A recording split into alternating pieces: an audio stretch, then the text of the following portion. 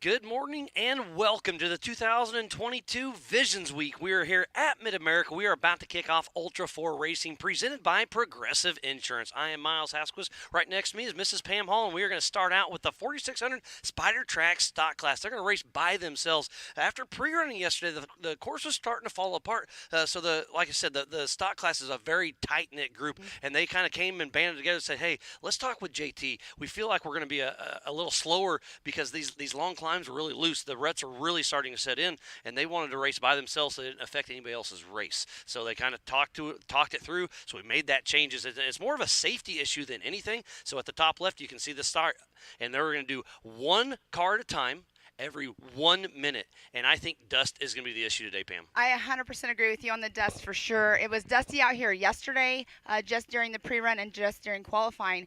But it's awesome that they did come together and they were wanting to, make sure safety's first, because that's what it's all about, to have their own race this morning. We have such a large car count in every single class that it's awesome to be able to do this for the 4600 stock class, because we do have 12 cars that will be taking the green flag this morning. And they will be, like I said, 1 minute increments. This race is on adjusted time. This is a 5-mile loop they did, and we are off the line. That is our pole setter, Vaughn Gittin Jr. off the line.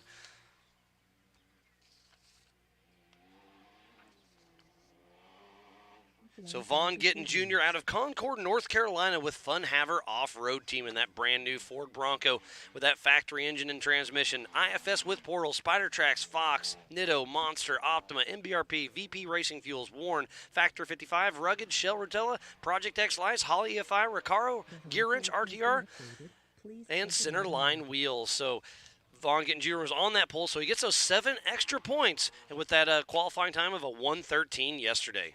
And what's really cool about the way we're doing it this morning, we are utilizing the short course as well, as long as out in the woods with the rest of the track. So they're actually racing on the short course that we have done with the side-by-side championship series. And last night was our final, or our main events were happening last night. And where Vaughn is right now is about where the normal classes will take a left going down the hill. But this is the only stock bypass we have. We go all the way down to the end of the short course. And off the line right now is Mr. Brad Level, number 4621 out of Colorado Springs, Colorado, with Level Racing. And he just got introduced in the Off-Road Hall of Fame. I saw it this morning. Oh, awesome. So he is in the 2022 class. So a huge shout out to Brad Level. He has absolutely earned it. He's in a 2021 Ford Bronco as well. Factory engine, transmission, and transfer case.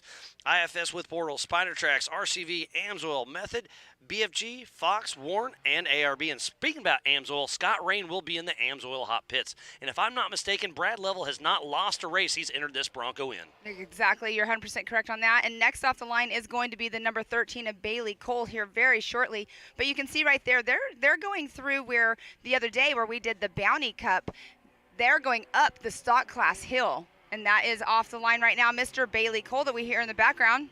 Out of Temecula, California with Bailey Cole Racing. He's in another. So all 3 Broncos, 1, 2, 3. How wild is that? 4 Broncos got to be excited. And don't forget there's contingency money. So if one of these 3 wins, they'll get an extra $2,000.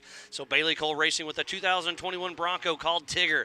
Factory engine and transmission, IFS with Portal, Spider Tracks, Yukon, 4-wheel parts, Fox, Warren, VP, and Vision. And speaking about Yukon, he's part of Yukon. Exactly. Bailey Cole has really stepped up in a huge way. And if we're watching Vaughn Gittin Jr. on screen, that is the Amsoil hot pits as we speak. It is wide open racing on the left side and then the hot pits on the right. So and there's a Jumbotron for the pit guys down there. It is so awesome. We'll hopefully be able to check in with those with Scott and the rest of the gang later on today. And I think tires are going to be an issue today, so I think that Amsoil hot pits is going to be exciting. Tires are definitely going to be an issue. People had issues yesterday during their pre-running. So, but on the screen, when you saw Vaughn going across the ridge by our American flag, you could just see the dust kicking up. It's already not moving very much. It's just kind of lingering and settling right where it was at. But next off the line is going to be the 4605 of Albert Contreras. With his son Tristan riding shotgun out of Compton, California with Jeep Thrills Off-Road. He's in a Jeep JL with a factory engine transmission, Atlas, King, Raceline, Mickey Thompson, and Mastercraft. Albert brings his whole family all the time, and wow, look at this. Vaughn Gittin Jr. already coming down the Bronco Falls, made quick work above the Rigid Ridge. He'll go through the switchback rhythm section and then head back for another little section. He did definitely made quick time on that for sure. And the Bronco Falls right there, 1, 2, and 3 this morning, right off the line, 3 different Broncos. It's very steep yesterday in qualifying. You could see where a lot of the guys were nosediving in there, and it doesn't look like it from the camera view, but it's a very steep drop off right there. And Von Gittin is already all the way through. And then next off the line is the 4628 of Alex Fleming. With Will Oliver riding shotgun out of Fort Collins, Colorado with Sherpa Motorsports in a 2004 4Runner. IFS, Stock V8, Yoda Mafia, Yukon, Nexon Tires, Warren, Optima Batteries, Factory 55, King, and Black Rhino. I saw them coming in the other day, and the later evening, they had a long trip here from where they're from, and lots of cars that came from the West Coast. And it's awesome to see because we're kind of like in the middle ground here. I've heard a lot of drivers saying how awesome it is to, we are meet in the Central middle. America, exactly. absolutely. Meet in the middle. So it's a kind of a neutral area here, which is awesome for these drivers to come from both West and East Coast. Next off the line is going to be the 4688 of John Schaefer. With Ryan Cowan riding shotgun out of Birmingham, Alabama. He is in the first place in the Eastern Division. With RPM Extreme, he's in a Savvy-built 2015 Jeep JK with a stock drivetrain with Curry axles, ADS, Falcon, Raceline, Sparco, and RPM Extreme. And that's the drag strip area we're blowing by as we speak. And tonight that will be open for everybody to go to and have some fun on. We'll light up the track. We have so much going on later on, Miles. It is a jam-packed. They are doing pit bikes right now. They're doing the RC track right now. So go to go get on that MAO app. You can choose exactly what link you want to go to. So switch back and forth if you'd like, but it's going to be an amazing day. And next off the line is Mr. John Williams, number 4623 with Murray, out of Murray, Utah with Active Air. He's in a 2021 Jeep JL with a 2.0. Stock auto trans and transfer case. He's got Dynatrack 60s with ARB and Active Air technology. BFG tires, Hutchinson wheels, SDI E-Click shocks. He's first place in the West and the National Division here at Ultra 4 Racing, presented by Progressive Insurance. That area back there by the drag strip is well watered, and they're having there's not a lot of fast straightaways out here. So you have one back there by the drag strip. You have the Rigid Ridge, which isn't going to be a super fast section because there are some big dips. But over here, there is, by the American flag, there's a pretty fast section that they can go through. But for the most part, there's not a lot of really fast sections out there on race course. Well, speaking about fast, I just got a touch base with Scott Rain, who's in the Amsoil Hot Pits. He says it's extremely dusty up there, and I guarantee the big boys and gals will be doing over 100 miles an hour blowing by there later on today. Because they can stay at speed through the hot pits. Next to the hot pits. Next the to the hot pits pits. is a 25 miles an hour if you enter it. Yes. So off the line next is, yes, it is Mr. John. Kendall Glines with his son Caden or Brexton. They kind of switch up on me. Out of Midvale, Utah with Glines Motorsports. They're in a Jeep with a 4-liter stock auto trans.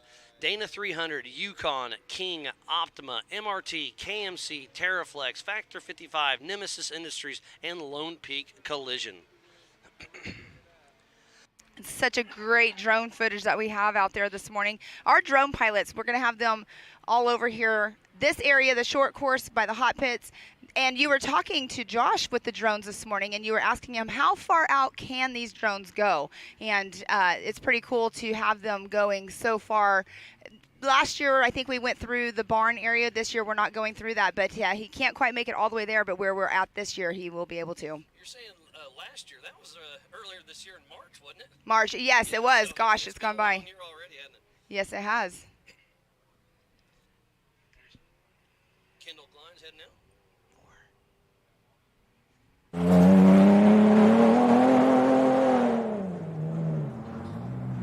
Look at the dust that was just on screen right there. Next off the line is going to be the 4653 of Tom Biddle. Out of Longmont, Colorado with Trail Rig Racing in a 1985 Toyota pickup with a 22 RE. W56A transmission, dual Toyota T-cases, trail gear, Fox, BFG, Raceline, PRP, ADS, and Filthy Motorsports. So we should have 12 4600 Spider Track stock class take the line.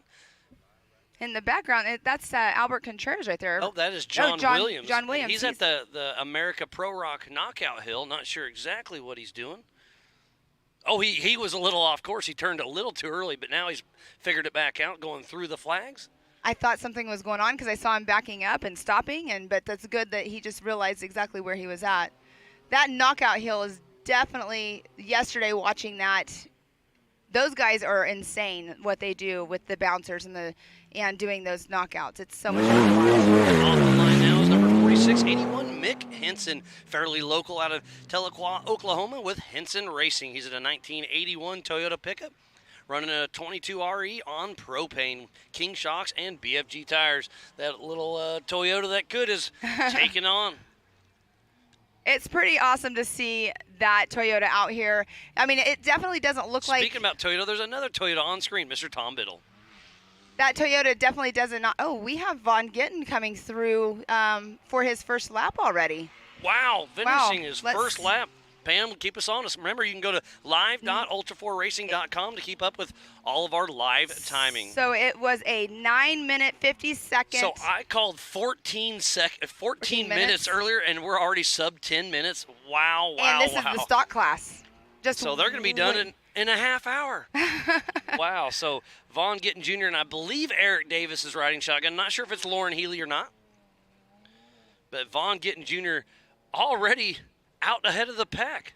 So we haven't even gotten everybody off yet, and he's already through. So off the line now is the number 4680 of Tyler Sims. Simons. He's running a Ford, Maxxis tires, Raceline wheels, and Radflow. And last but certainly not least, the number 4698 of Henry Lucci out of Lakeside, California, with Death Proof crawlers. He's in a Jeep, Nitto tires, Raceline, and King. So there was a steep little hill out back. There was an a brand new hill that was cut last Tuesday. I showed up on Wednesday to kind of help JT do a few things, and the hill was extremely loose, and we assumed it would break in. Mm-hmm. Well, it broke apart. It was so rutted out that they ended up cutting that part of the trail out. It was a 5.2 mile loop, but now we cut it down to about a 5-mile loop. That's awesome. Miles, as you were talking and I was looking at you, I saw Brad Level behind you going off of the jump that he launched off, and his time was a 10-minute, 14-second. So Von Gittin is about a minute and a half ahead of Brad Level on time. Yeah, and they started off in 1-minute increments. Henry Lucci in that Ford Bronco getting chased down by a Ford Bronco. So where's Bailey Cole? I suspect to see him coming in the next minute or two. Yes, if they're going to have that kind of time between them, I don't foresee it being very long before we see Bailey Cole. And we have so many seasoned drivers out here. And it sounds like we have Scott Rain down at the Amsoil Hot Pits. So let's have a quick check with Scott. Hey, Miles, Pam, it is crazy dust here up here in the hot pit area. There's no breeze, it's just hanging. We might as well be in the Baja 1000 right now out in the silt pit, because every time a vehicle goes by, whether it be the crews, whether it be the race cars, they are kicking major amounts of dust, and the wind is non-existent and is not taking it away. Well, thank you, Scott. And yeah, it looks like the dust is hanging right behind you. It's going to be, and I'm telling you, the later the day goes on, they're going to get faster. It's going to get dustier. It's going to be a wild day. So hopefully Scott's going to get a little dusted out there. But hey, they got a Jumbotron. They've got water. They've got bathrooms. They're still sitting pretty for some Ultra 4 racing. Yeah, that's definitely going to be a dusty day out there. His clothes are not going to be the color they are right now for sure. Hopefully a little bit of a breeze picks up. And there is Bailey Cole. We did see him come through with a 10:34 lap time. So he's 2 minutes 46 seconds behind Von Gittin and a minute 20 behind Brad Level. This is a 3-lap race, so right at 15 miles, and I guessed a 14-minute lap. Usually I'm pretty close. I was way off today. So these guys are really, really turning it up today. You're usually really on it, Miles, for sure. So, yeah, this race will be over, or the winners should be in here about 7:30 to 7:40. Yeah, it's gonna be a long day of racing, but it's going to go by so fast because their lap times are so quick. It's almost kind of like a short course style Ultra 4 race, which is a little bit sprint of endurance. Let's there call you it that. go. There you go. So there we blowing by the AMSOIL hot pits as we speak. There's Scott's Ford Mustang, that bright red one right there. There's Tom Biddle getting passed by Vaughn Gittin Jr. in the switchback rhythm section. Vaughn is on a mission, that Ford Bronco. And again, I'll say it again. If you're running a Ford body or clip or grill, you get $1,000 if you win your class. If you're running Ford Performance, you get another $1,000. So if Vaughn Gittin Jr. can win this race, he'll get $2,000 of Ford contingency money, as well as a pretty good check from Ultra 4 Racing. And I'm wondering, we'll see if, you got a couple more laps to go, but we'll see if these Broncos stay 1, 2, and 3. Hey, to finish first you must finish. There's a lot of trees, there's a lot of dust, and now lap traffic's already becoming an issue. Wow, we're gonna have to be starting the UTVs. There's 50 UTVs. 58. Golly, we're gonna be sitting 2 at a time every 5 or 10 seconds. I don't know. It's gonna be wild. Well, yeah, 2 at a time is gonna be awesome to see. What's going to be cool is when they go off the start and they make that slight little right-hand turn and then they go up into a hairpin. That hairpin, you can't see where that turn is, but there are some flags that we have out. That is where you can, being in the racetrack last night, you can see the flags. That's your marker where you know you need to start making that turn. John Williams was just in screen, and now that's Kendall Glines, I believe.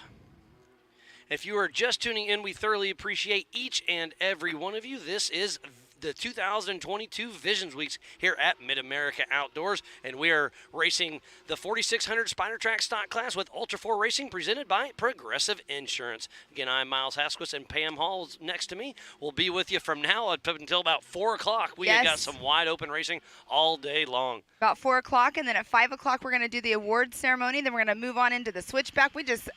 It's just one thing after another today. It's going to be a fun day. What a way to end Visions Week with Ultra 4 Racing. It's been awesome, absolutely. Yes, every day has been an amazing day out here. I can guarantee you if you did not come this year and you're watching all the social medias, you definitely want to make sure that you sign up and come next year. And that was Bailey Cole blowing by the AMSOIL hot pits and now heading into the Rigid Ridge.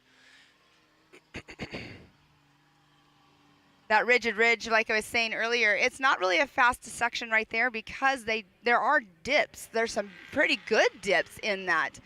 Alex Fleming coming through the start-finish line. Alex Fleming, let's see, his time was a 12:09.492. Let's give a full rundown. So Vaughn Gittin Jr. out front, then Brad Lovell, Bailey Cole, Alex Fleming, Albert Contreras, and then we haven't seen John Schaefer yet. Not quite yet, but he has hit a marker at some point, but he will be hopefully coming in here very soon. He's on screen right there. So we will see him very shortly. And there's Mr. Bailey Cole, number 13, once again in that Ford Bronco. And I believe McKenzie's riding with him. I'm not 100% sure, but I did hear that was a possibility. Yes. I spoke with her the other day when they got here, and she had mentioned she was riding with them. I'm pretty sure it still followed through, but not 100% positive. And Alex Fleming on screen. Now we call that the Talladega turn in the short course series. It's a very steep, obviously hairpin turn right there, and we have included that into this. I love that the short course is being utilized for the Ultra 4 racing today. Yeah, it's great to see. We do the short course. We add a little uphill, and then our for the rest of the day, they'll come down a V-notch right in the middle of that section. Yeah. It's pretty gnarly little spot, so it'll be a lot of fun to see how it all shakes out. At the top of your screen there was the main stage.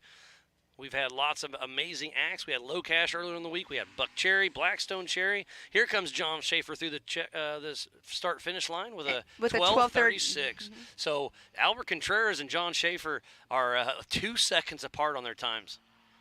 And then Vaughn Gittin and Brad Lovell will only split up by 25 seconds. It's going to be interesting to see how this shakes out. But a sub-10-minute already. So what are we going to do? The 4400s and the UTVs are going to be... They're going to be like 7 minutes. I'm going to say 8. Man, that's a lot of time to shave off. I'm going to say an 8:22. But the car count for both of those classes, that's going to be the factor. That's what's going to slow them down. You're right. So I'm going to say, I'm going to stick with my 8:22. We'll see if that sticks. But the dust and lap traffic is absolutely going to be an issue later on today. So I think that was an amazing idea for the stock class to start out earlier, because now next race will be the 4500 and the 4800 classes going.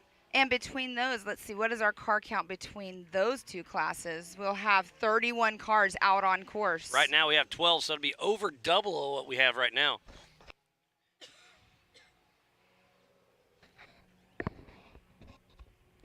Look, and there's Barbie Jeep Hill right there that we did yesterday on screen. That was a lot of fun.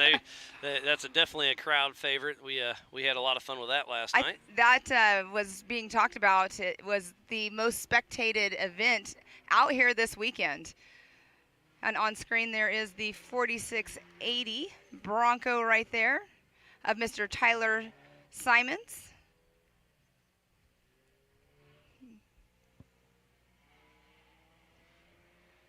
So we have had 7 vehicles come across and complete their first lap so far today. And between John Schaefer, who is the last one that has completed his first lap, and Vaughn Gittin Jr., there is a 7-minute and 47-second gap between them. Hey, Pam, I just got a confirmation. The Dusty Drone tells me Kinsey is in the car with Bailey, so that's a lot of fun. Thank you very much for giving us that information. There's Tom Biddle coming through screen, I believe.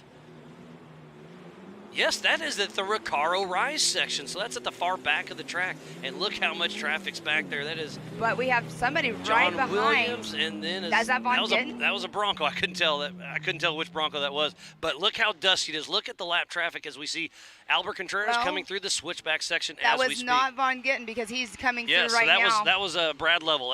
That was going to be my guess. So his time changed on that one. So he went from a 9:50 lap to a 10:19 lap. So, but with more lap traffic and more dust. Right, exactly. That's exactly where I was going to go with that. It's either the dust or the lap traffic that slowed him down, or he already knew that he had a decent time gap and just wanted to take it easy. He's got one more lap to go. But we're 10 minutes away from it. If Vaughn Gittin Jr. keep this pace, he may win this race. So let's give a quick shout out to Can-Am, Ford, Bronco, Monster, Optima, 4 Wheel Parts, Progressive, Holly, LaserNut, Griffin, VP, Nitto, King of the Hammers, Amsoil, Method, Axial, PCI, Spider Tracks, Recaro, Baja Jerky, IRB, Rigid, Brannick, Tread Lightly, Action Sports Canopy, Warren, Factor 55, HCR, Yukon, MBRP, and Off the Grid Clothing. So please support who supports the sport. Without all these amazing marketing partners, we would not be racing here today at Mid-America Outdoors during Visions Weeks for Ultra 4 Racing. As Vaughn Gittin Jr. heads up and around the little rock section outside of the short course. This is a 5-mile lap. There's one stock bypass, a few either-ors out there. You have to stay within 25 feet center of course. It's going to be a great day of racing, but I think the dust, the heat is going to definitely take its toll as we work our way through the day. And speaking about working our way through the day, I'll give you kind of a rundown on exactly what is going on. So we are racing the 4600 Spider Track stock class as we speak. Up next at 8 a.m. till 9:30 will be the 4500 Yukon Gear and Axle Modified class and the 4800 Brannick Motorsports Legends class. And then from 10:30 a.m. till noon will be the 4900 Can-Am UTV class. We'll have 3 classes racing at the same time there. And then we'll take a quick lunch break, and from 1 to 3 will be the 4400 Unlimited race. So be sure to stay tuned in all day long. Get on that MAO app. Check it out. Go to ultra4racing.com/live. Get on the Ultra 4 and MAO Facebook and YouTubes.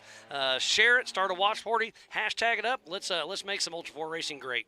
All right, so that last lap, Brad Level came through. He actually slowed down as well, so he is at a 10:41.135, but he has closed the gap at 1:48.215. So the first 3 have not switched up, but Alex Fleming was able to get around Albert Contreras. And John Williams got around John Schaefer on adjusted time. They did take off in 1-minute increments. And look how dusty it is. That was right next to the drag strip up top. We're back to Bailey Cole on screen. So many seasoned drivers out here. We do have a lot of new drivers, and did you see him launch just now? Yes, you saw that on screen. He floated that absolutely perfect. The rear tires just barely touched the downslope. This is a great show. Bailey Cole's running a smooth race, but he's still sitting in that 3rd position. He's got one more lap to turn it on. So what do you do here? Do you save the car, or do you just give it all you got and see what happens? So he's the only one that has stayed slightly consistent on his lap time. His first lap time was a 10:34.78. 10:11.88, and this lap time was a 10:35.005. So he has definitely either picked up his pace or he hasn't had as much lap traffic and dust as the other drivers. But he will soon be getting into it. Those Ford Broncos are going to be hard to beat, I'll tell you that, as he's going into the Talladega turn as we speak. See some of our marketing partners at the top of that.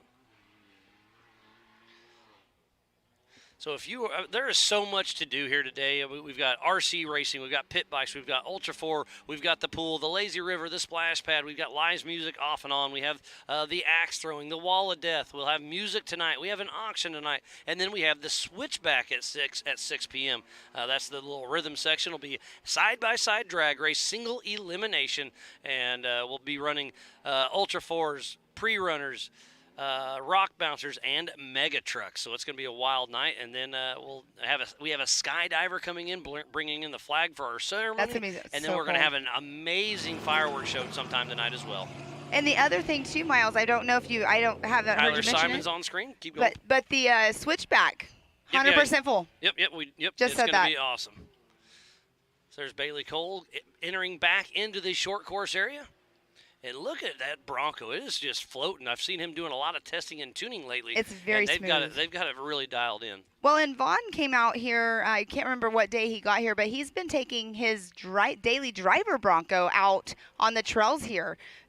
These Broncos are amazing what they can do with out on these race course and just out trail riding. Just saw Henry Lucey coming through. So right here in just a second, Bailey Cole's going to have to take a hard right and go up the America Pro Rock knockout hill as he does that. We know Sean's in the AMSOIL hot pits rooting on his team, and I haven't seen anybody stop in the hot pits. We'll have to touch in with Scott at some point once again, but well, that's a good thing. I really thought tires were going to be an issue, but apparently during pre-running they've done good. There's the Recaro Rise with John Schaefer, and look how dusty it is. That is amazing. I feel bad for our camera crew. Again, give a huge shout out to our entire media staff. We have Take It Live, Rock Racing TV, and Live Race Media, bringing you 3 live production crews. It takes a ton of behind the work scenes. So just again, a huge shout out to everybody that makes this happen. Kayla's behind the scenes, hitting the screens, showing it up, and we're heading by the AMSOIL hat pits as we speak. And now we're back into the switchback rhythm section with Brad Lovell.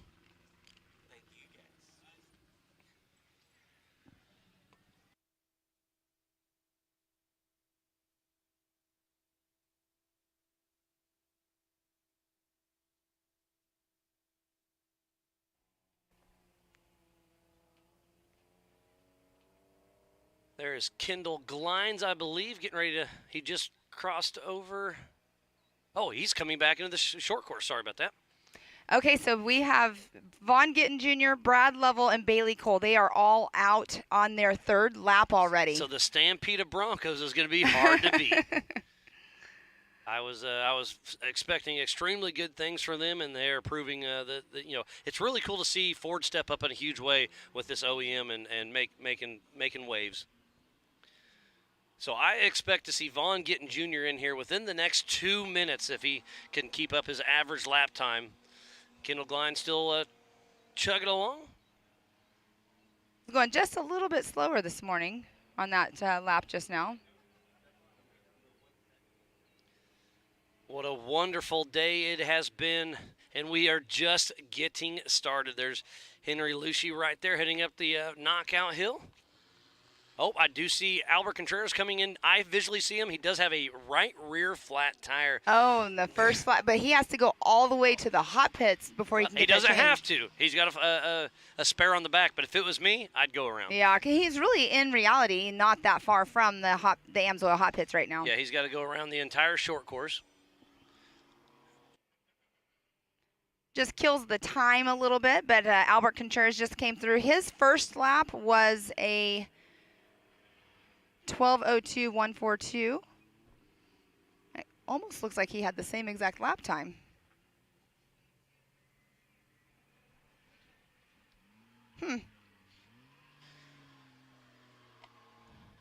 Again, we want to give a huge shout out to Jason and Gayla Robinette for pulling this all together. All of our volunteers, the entire Ultra 4 and Mid-America Outdoor crew, all the media. We've got a lot of safety crew here. USAC's here helping, putting everything out. And then later on today, we'll be giving away those Nitto trophies. Alex Fleming has a front right flat right there.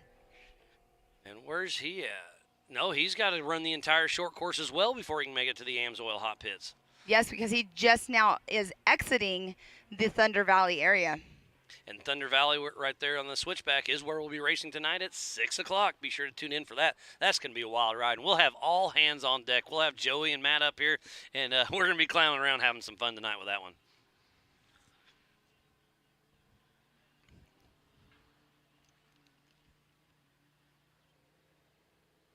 Don't forget, we have UTV Takeover August 10th through the 14th. Do not miss that. And speaking about UTV Takeover, you can get a $6 temporary permit to ride a UTV on the streets here in Oklahoma. So if you're coming to UTV Takeover, take the time, get online, find that permit, and go check it out.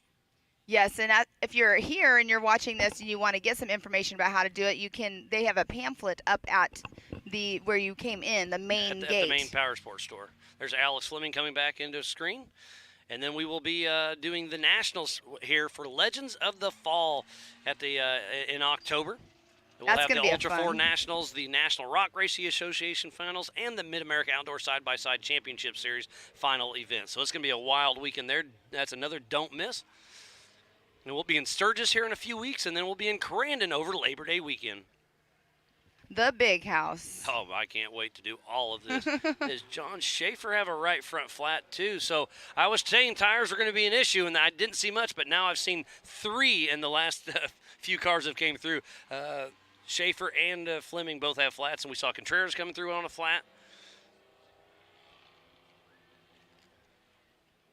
I see in the distance. Vaughn Gittin Jr. is coming in. He'll be crossing that finish line in under 1 minute, and he is still with a blistering pace. Is that Kendall Glines with a right rear flat as well? And it is a Grand Prix finish, so as soon as he finishes, if somebody is a lap down, once the checkered flies, it doesn't quit flying. Exactly. So Vaughn Gittin Jr. is about to cross the line. The Funhaver Off-Road team unofficially grabbing that checkered line, makes a pass at that finish line. Vaughn Gittin Jr. unofficially just won the 4600 Spider Track stock class. Wow, that's awesome. And he even slowed his time down just a little bit more on that lap, but his fastest lap was a 9:50.058. What a great run. He's got to be super stoked with his effort there. Vaughn Gittin Jr. was on the pole yesterday with a 1:13 and then started out front and never looked back, making multiple passes on some lap traffic. There's John Williams coming in the screen.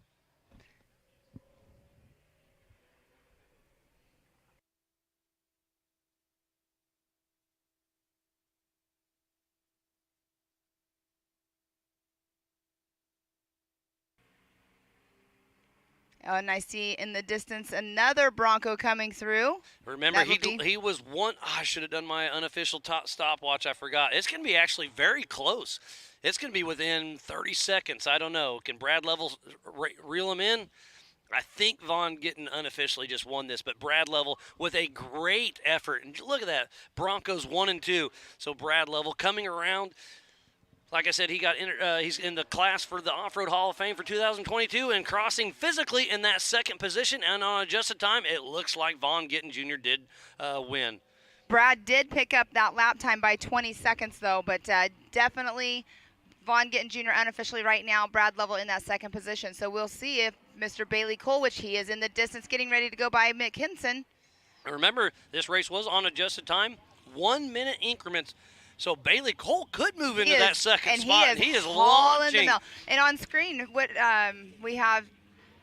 That is Kendall Glines changing that right rear tire. But Bailey Cole coming in cross, grabbing that checkered flag, physically in that third position, but on an adjusted time. Oh, he took did it it. unofficially right now from Wow. Brad Lovell. So Bailey Oh. Cole turned it up on that last line. And he lap. beat Vaughn Gittens Jr.'s lap time on the first lap. He's a 9:46.643, and Vaughn Gittin was a 9:50.058. So unofficial, it's Vaughn Gittin Jr. 1, Bailey Cole 2, and Brad Lovell 3. So the Stampede Broncos unofficially 1, 2, 3. Ford Performance got to be extremely excited about that. And if it sticks like this, Vaughn Gittin Jr. takes an extra $2,000 home from Ford Performance for the 4600 Spider Track stock class during the Ultra 4 race presented by Progressive Insurance. Sounds like we have Scott Rain up in the Amsoil hot pits. Let's check in with him. 3 cars have pulled in prior to this, and now we've got this one right here. This is the first lap to Miles. I heard you say earlier tires were going to be an issue. You didn't think you were right. You kind of corrected yourself. Well, guess what? You were right. Tires are an issue here this afternoon. I believe the Amsoil hot pits are going to be extremely busy today as we're watching Alex Fleming changing that right front flat. And got that Pro Eagle jack up front, but it slipped off, so they're readjusting that to get that back up in the air.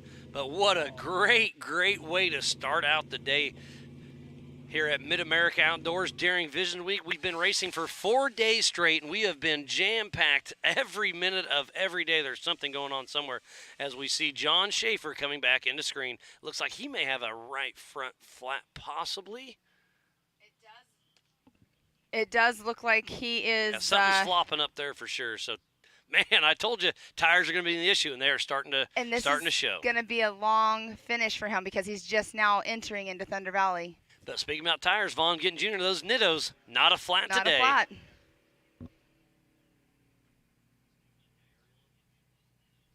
And I did see Mr. Ryan Few. He was down there watching the race earlier. He got out of bed early enough? I saw him down there. He was watching it. He's still down there watching the finish of the race right there. We'll have to see if we can get him up here later on in the booth and chat with us because he has a lot of drivers out here this weekend. And Scott's just letting me know that Kendall Glines did swap co-drivers. He swaps between his son Caden and Brexton, so they did that in the Amsoil hot pits as well. Sherpa's back out. And once you enter the Amsoil hot pits, you have to drive the entire length of it at 25 miles an hour. There's John Williams. Entering into that switchback area in Thunder Valley. That switchback area, I'm so excited to see the mega trucks on there. Yeah, it's going to be pretty wild. And to have every single class that's going to be racing the switchback out there completely full. And on screen you see Vaughn Gittin and Bailey Cole chit-chatting about their race, probably trying to figure out what was their favorite part, what line was the best. If you are just tuning in, we just are wrapping up the 4600 Spider Track stock class. We still have a lot of cars still out on course, but unofficially it is Vaughn Gittin Jr., Bailey Cole, and Brad Lovell with a Bronco sweep. And we are here for the second annual Visions hosted at Mid-America Outdoors, just outside of Jay in northeast Oklahoma. This park spans over 1,600 acres and is a premier riding and off-road park that is extremely family-friendly. Amazing amenities including Legend Steakhouse, Power Sports, and General Store. 95 cabins, bathhouses, over 375 RV sites with hookups, unlimited dry camping, laundry room, power wash stations, open-air bars, 2 brand-new tiki bars, coconuts, and 2 coconuts that's at the pool, food court, game areas, RC track, pools, splash pad, lazy river, live music, and much more.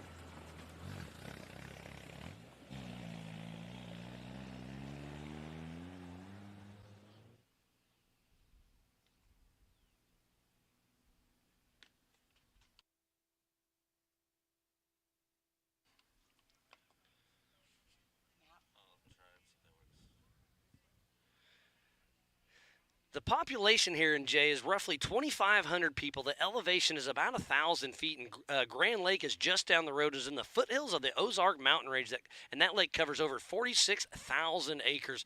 We were able, the Robinettes gave us a little break on Sunday afternoon and took us out on that lake, and it's a beautiful part. So if you come to Mid-America Outdoors, plan a little extra time. You can make this your home base and do a couple day adventures. I know you can go rafting, you can go floating. You can go fishing, you can go boating. There's so much to do at this this South Grand Lake area. And then, speaking about South Grand Lake, Disney, that riding area is just down the road as well. So get that $6 permit and bounce between Mid-America Outdoors and South Grand Lake and have some fun. I knew about Grand Lake. I've heard about Grand Lake, but I did not realize how large the lake was. But we were I'm not sure how far south we were, but I mean, it's like a 25-minute drive to get to where we went out on the boat. But if you drive about, 20 minutes north, there's another part of the lake. It is a huge lake out here. It is a big, big lake, and it's pretty. It's awesome. It's great. There's a great aerial view. You can see at your top right, there's the pool right there. In the middle of the screen now is the Power Sports and Legend Steakhouse. And this place will be hopping.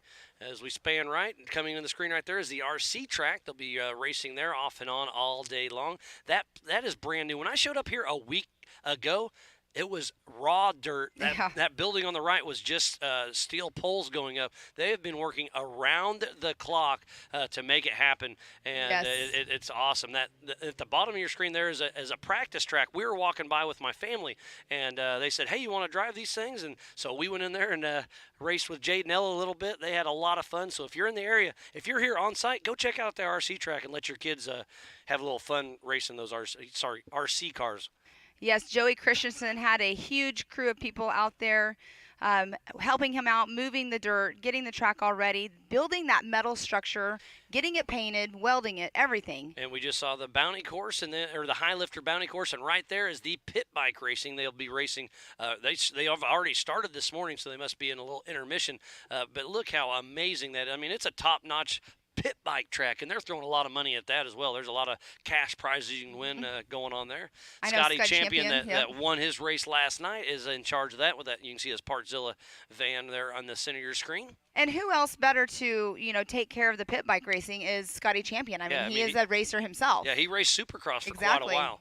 And then just to the left of that, if we pan over, is the Amsoil Hot Pits, and that's where Scott is. So right there's the Amsoil Hot Pits. You can see the Jumbotron. So that way everybody, and that's cool because a lot of times the pit crews kind of get stuck out in the middle of nowhere. Mm-hmm. Well, right now they are in the middle of nowhere, but they are following and they're able to watch the live show just like you all are at home.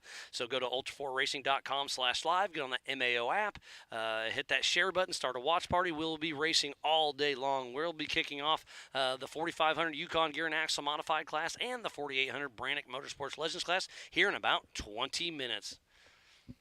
And again, if you're just tuning in, we want to thank each and every one of you. This is 2022 Visions Week here at Mid-America Outdoors, and this is Ultra 4 Racing presented by Progressive Insurance. So, Miles, we'll run through here really quick, but we have unofficially Vaughn Gittin Jr. in the number 2567 in that number 1 position, Bailey Cole in the number 13 in the 2 position, and then Brad Lovell in the 4621 in that 3rd position. They are the only 3 cars that made all 3 laps. For now. For now, yes. So Albert Contreras, John Williams, John Schaefer, and Alex Fleming are still on their 2nd lap. So they've got 20 minutes to finish. So we should see a few more. There's Tom Biddle. I believe he is a lap down, so he should be getting the checkered flag. A lap down. Did you, was it on that map you sent me? The top is cut off?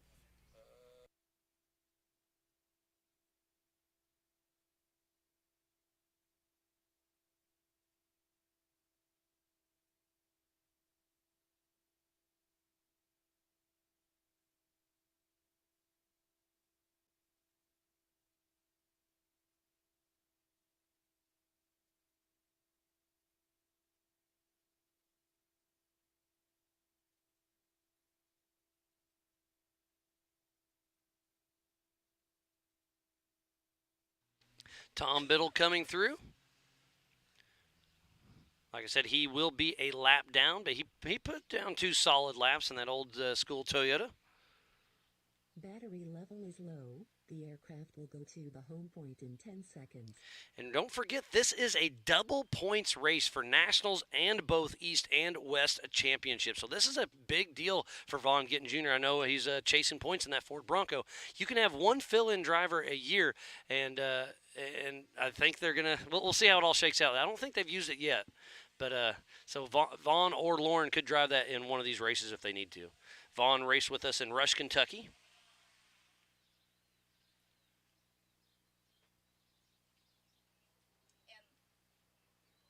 And then in the 4400 class, we have Lauren Healy and Marcos Gomez, or no, Paul Wolf tied for the West Coast Championship right and now. guess what? Lauren Healy starting 1 and Paul Wolf starting 2. Yes. So that just goes to show how consistent these two are, and they have a friendly rivalry, and it's really fun to watch it kind of grow. Because again, Paul Wolf is fairly new to our sport. He's not new to off-road. Right. He's just fairly new to Ultra 4, and man, he's coming in with He with came out like a vengeance, yeah. rocket ship for sure. And he's got a pretty good advantage because he'll be racing next in his UTV, so he'll know that course like the back of his hand by the time he gets in his UFO trying to chase down Lauren Healy. Yes, and he also did the knockout races here as well And- in the and- 4400. And his UTV. And his He's been UTV. extremely successful so far this week. Is that Henry Lucci, I believe? Yes, the four-door Jeep, Henry Yep. Lucci. And on Paul screen. Wolf qualified with a 50-second. 56 second. Sorry, a 56-second run in his Can-Am and a 56-second in his 4400 UFO. I mean, how consistent is that? And I thought the 56 second was going to be the fastest time of the day. And then Lauren Healy gets out there on his qualifying lap, and he just, by a second, he got a 55. So it's just kind of awesome to see how much they're pushing it. But if Paul and Lauren are out on course together, they're always neck and neck on their times and their laps. Yeah, it's going to be a wild day of racing, so make sure you do not go anywhere. Make sure you keep the cooler stocked, get some snacks. We will be bringing you some of this amazing Ultra 4 racing here at Visions Week at Mid-America Outdoors. So make sure you tag Mid-America Outdoors Ultra 4 Racing, Ultra 4 USA.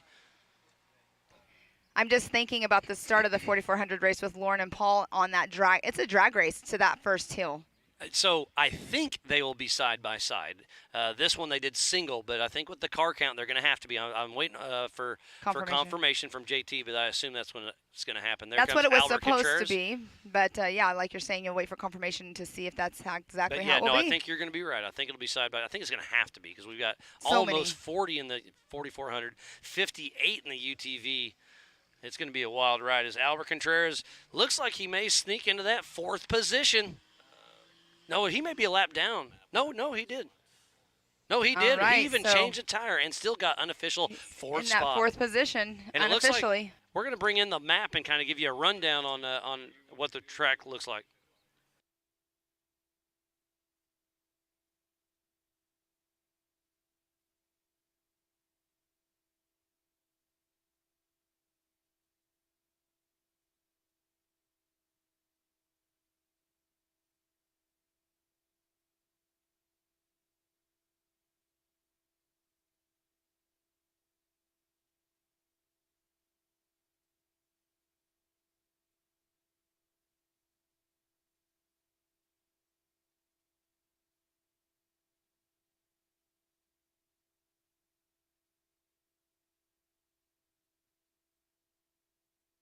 And here comes Alex Fleming getting that unofficial. Oh, he just bumped Albert Contreras from 4th to 5th.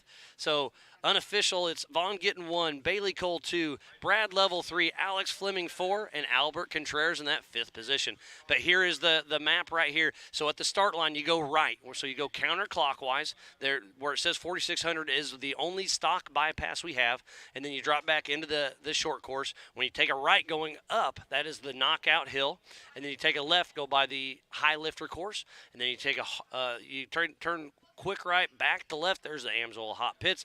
Back around to the Rigid Ridge, drop down the Bronco Falls, and then you hit that switchback rhythm section, go back into the woods. There's a few either ors back in there, and then you come back towards the end of Thunder Valley, and then take another right, go around some woods, hit that dry creek area. Head to the far back of the course. There's the Recaro Rise. Sneak back around. There's a Get Skinny. Those are two trees that are, I mean, you have to really, really check up to go through those parts. And then you wind through the trees and then come back and finish the switchback section, hit that Yukon launch, come back through, hit the short course, and hit that finish line. That is a 5-mile lap. I think Pam's going to sneak up and try to go get a quick chat with our unofficial winners, Vaughn Gittin, Bailey, and Brad Level.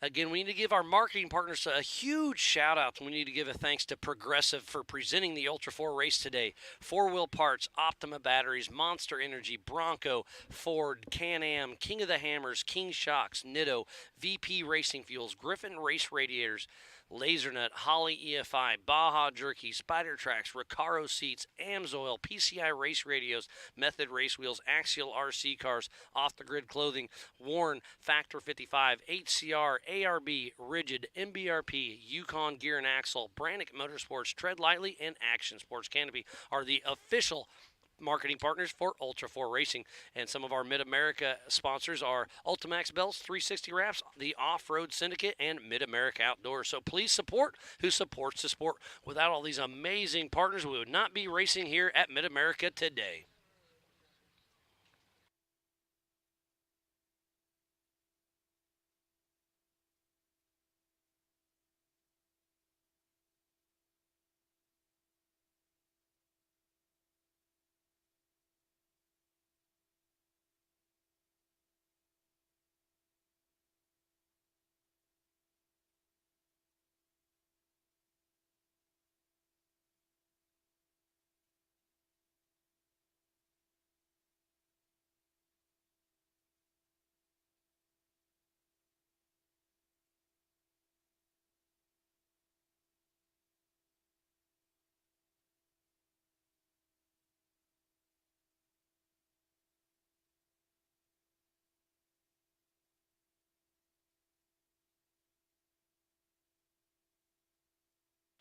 And I do have a visual, the 4500 Yukon Gear and Axle Modified class, and oh, here we are on screen. And the 4800 Brannick Motorsports Legends class is about ready to take off, hopefully here in about 10 minutes. And look at it. It is going to be side by side. With this many cars, I'm going to guess a 30-second increment split, but we'll find out as soon as they take off.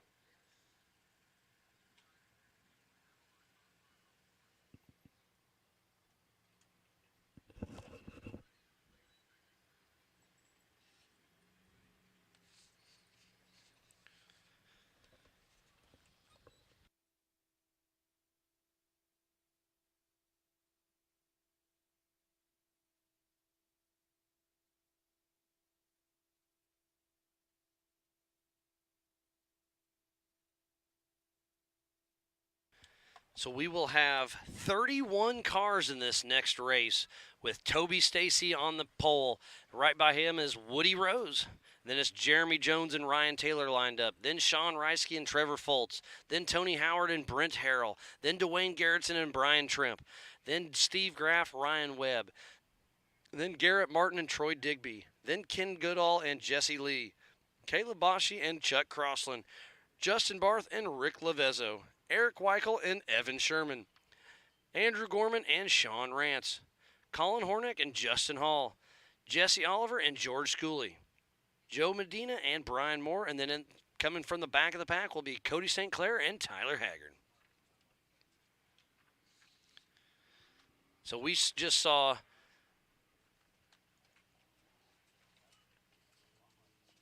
12 cars out on course, and now we have 31 cars will be taking the line. So it is going to be extremely interesting to see how this shakes out.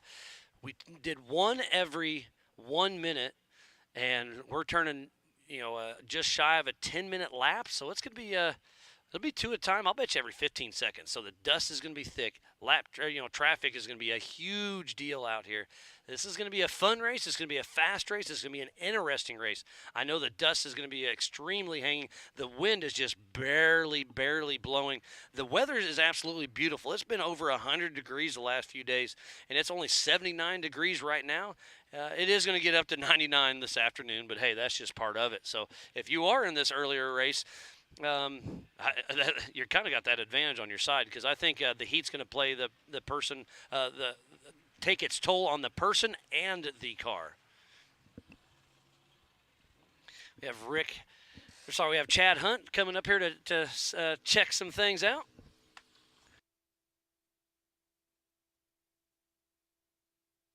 He'll be racing later on today in the 4400 class.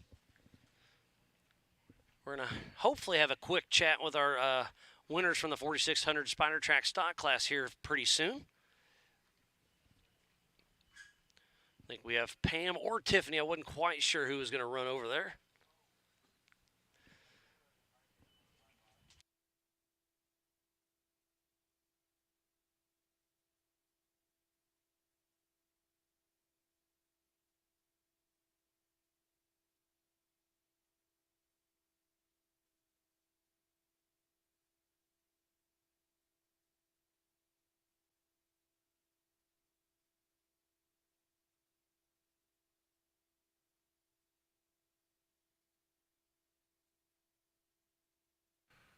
So I've got in the booth with me Mr. Chad Hunt. He'll be racing the 4400 class in your Miller car later on the day. And so yesterday we were chatting a little bit, and I was thinking a 14-minute lap. I was way off. We're already sub 10 minutes. Yeah, it's going to be a quick race. The dust is definitely going to play a factor. This morning's pretty cool, though, so those stock guys had a nice, easy taking it off early, so. Yeah, I mean, that's just part of the game. Yeah, I was just talking about that. It's only 80 degrees right now. The wind's not really picked up much, but it's got a slight breeze.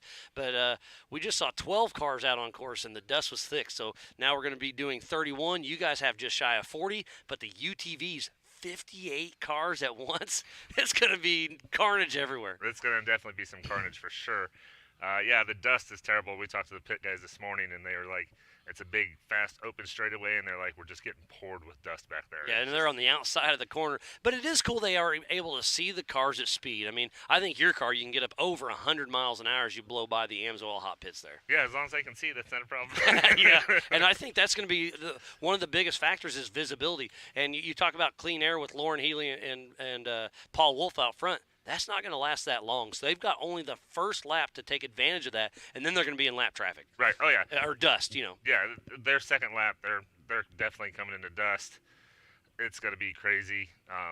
Yeah, because with that many cars, you're going to have a lot of lap traffic. We're going to be in the dust in the middle of the pack, so missing corners. It's going to be an interesting race. So side by side, 2 at a time. So 40 cars at 1 minute, 20 minutes, can't do that. Right. 30 seconds, that's right at 10 minutes, can't do that. So it's going to be probably a 15-second split for you guys, and for the UTVs, it may be just 5 or 10 seconds. It's going to be interesting to see how that shakes out. So the dust is definitely going to play a toll. And in the woods, once the sun does come out, it is overcast today, which is nice. That's really helped a lot of things. Because yesterday with the sun and the dust, watching you guys pre-run, it looked the sun comes through the trees, gets bright, and then the dust hits, and it just, to me, it looked really tricky. If you're from anywhere where it snows, it's snow blind. Oh, right? There you go. Yep. You Okay. just 100% can't understand that. Yeah. And the trees are tight back there. There's a lot of open spots, but there's quite a few pinch spots back there. There's definitely some switchbacks and some pitch points that are going to be, like I said, very interesting and technical, and we're looking forward to it. Yep. Yeah. We took a couple hot laps around the lazy river this week. I mean, it's been a great week. What's been your highlight so far outside of your racing? Truthfully, just spending time with the family in the pool atmosphere, family atmosphere. It's been awesome. It's not just about the race cars. It's family oriented also. So. 100%. Yeah. So we've been in this sport for a very long time, and this is the first time I've ever brought my entire family. Bailey, Jade, and Ella all came to this race. Bailey's came to a couple other races, just to check out. But I was like, obviously I'm busy all day. But they got a lot to do. I mean, they got the pool, the river. There's the steakhouse. I mean, they got everything going on. Motorcycle stunt shows. It's just the Barbie Jeep yesterday. The kids loved that, and the motorcycle stunt shows. They've been doing that a few nights this week. It's been there's something for everybody out here. Right. You can watch stuff, do stuff with family, and it's not just let's work on the race car all weekend or let's strategize. And it's been a good change of pace. It has. It left us a little ragged this morning trying to figure out, all right, we didn't talk about this yesterday because we were hanging out. Right, so let's get this strategy done and go in and see where we can go. What is your strategy? Truthfully, just to finish. Yeah, I think this is going to be a game of attrition. If you can keep the car together, is going to be one thing, and obviously you have to push to be competitive. But I think if you push too hard, that you're gonna take yourself out. Yeah, and there's a lot of high horsepower cars here this weekend, and so including yourself. With this high heat, it's going to be keeping the car cool, watching temperatures. And keeping yourself hydrated is a big deal. Yeah. We definitely took care of that. We got some IV last night. They were here. I didn't know IV that. Therapies. Okay. So my team definitely hooked up with that. And bigger boy myself, so I wanted to make sure I stayed hydrated for the race and wasn't slacking any. Yeah, no, that's a wonderful thing for sure. Yeah, because it's you definitely need to take care of yourself first off, and then take care of the car second. Absolutely. So I'm thinking, I don't have confirmation yet, but I believe that we are soon to be taking off. Yeah, we should be starting soon. They're all lined up over there, and I hear engines revving. They're ready. And again, they will be starting side by side, and I'm going to guess 15 to 20 second increments. We'll get that a little more ironed out as they go. But it's going to be a quick race, and by the time we get all of the cars out, we'll be seeing the next car come through. So it's going to be a busy start with Toby Stacy on the pole, and then Woody Rose right next to him. So 2 Trent Fab cars, actually 4 Trent Fab cars. That's pretty impressive. Yep. And there we are, Toby Stacy and Woody Rose drag racing up, and Woody Rose has the slight advantage. No, and then on the inside, it's going to be Toby Stacy, Yep, I believe. turn too early. Turn too early, so Woody Rose does get around Toby Stacy. So the dust is going to be playing its toll. Here we go, over the jump. So off the line right now is Mr. Jeremy Jones and Ryan Taylor drag racing. And Ryan Taylor, part of Team Indiana, gets the early jump as Woody Rose is starting to pull away from Toby Stacy. Up next should be Sean Reisky and Trevor Foltz.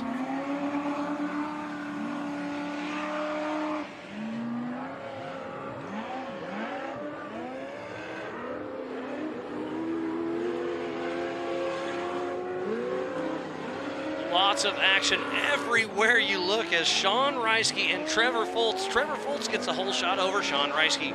Up next will be Tony Howard and Brent Harrell. This side-by-side drag race is pretty amazing. Are you excited for your start, Chad? I am ready for my start, fully.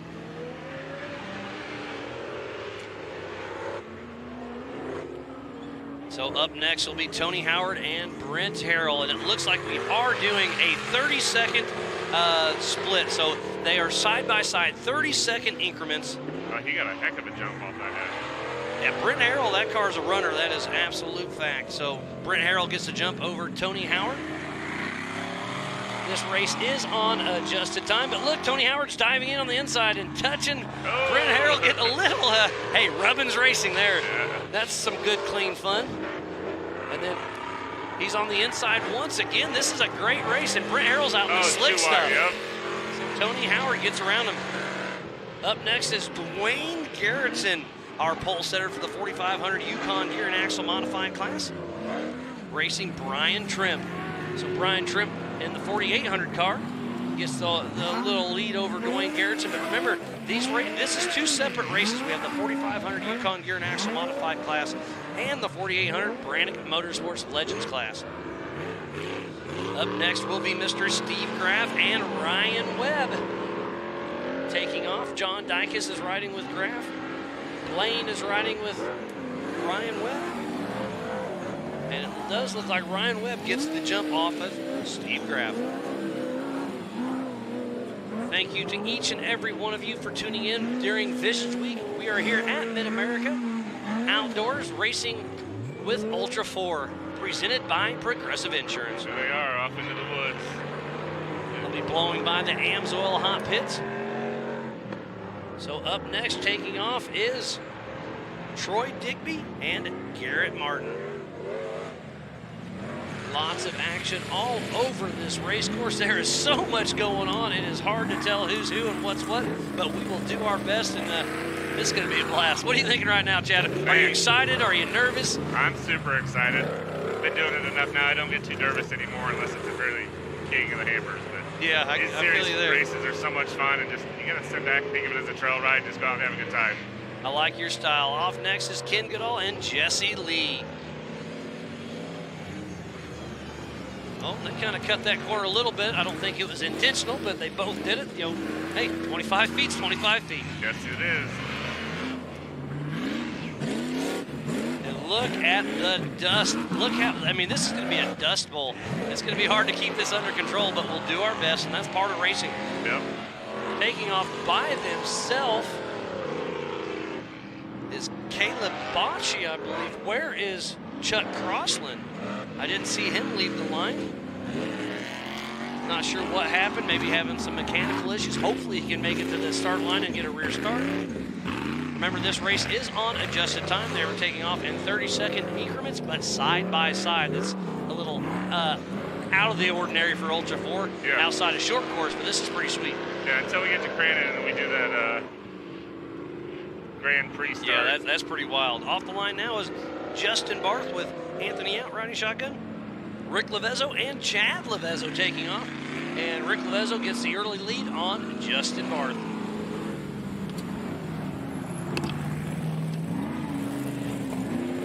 What a wonderful start we've had for this race so far, and we still got about 10 more to go to ship off the line. We just wrapped up the 4600 Spiner Track stock class, and Vaughn Gittin Jr., I believe, won that race. Eric Weichel and Evan Sherman, No Fear Racing, and E Squared Motorsports taking off. Eric Weichel with the early jump over Evan Sherman.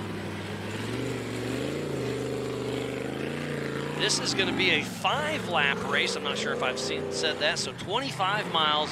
So, I mean, 5 times, what is it, 10? So it's going to be about an hour race. We got an hour and a half slotted for it, but I think it's going to be a quick race, unless that dust plays a huge issue. Right. We'll see how it does in the woods here.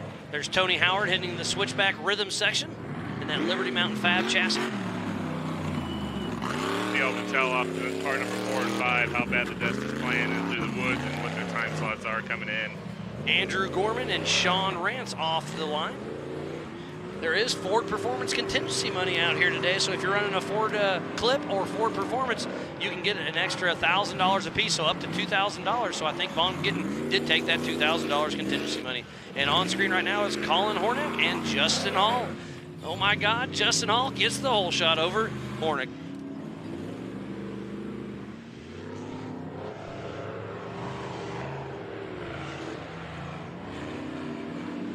Here we go, 2 more getting ready to take off from the line.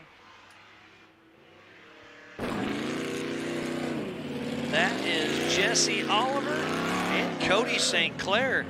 So where is George Schooley, Triple J, and Brian Moore? I don't see them. And Chuck Crossland. So we are missing 4 cars that did not make the start. Is that Woody Rose? I believe so. At the Recaro Rise, Woody Rose is out front with that. Well, he's got clean air, but nobody else does. Right. Chad, this has been a great deal. Thank you for hopping in the booth with me. You're more than welcome to stay, but you are more than welcome to leave whenever you want. I appreciate it. I'm going to go back and just finish prepping the car and get ready for the race. And you guys have a good race, and it's always good to talk to you. And likewise, Chad. Tell everybody at Team Indiana, be safe, have fun, and drive fast. And look at the dust that is hanging a little bit of everywhere. That is coming up the Ultra 4 side of the short course. And hopefully we stay on this drone shot, because the 4600 stock class bypassed. But right here in just a second, they'll be taking left right now and heading down a little V-notch.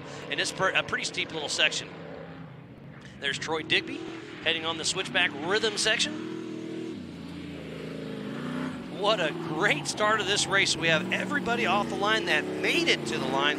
So we have, I believe, 27 competitors out on course right now. This is a 5-lap race, 5 miles per lap, so a 25-mile lap in total. We'll see what kind of lap time Woody Rose can throw down. I suspect to see him here in the next minute or two. Vaughn Gittin Jr., I believe, no, it was Bailey Cole with a 9:48, if my memory is correct.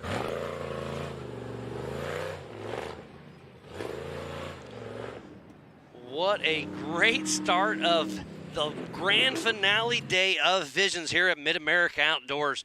This is Ultra 4 Racing at its finest, presented by Progressive Insurance.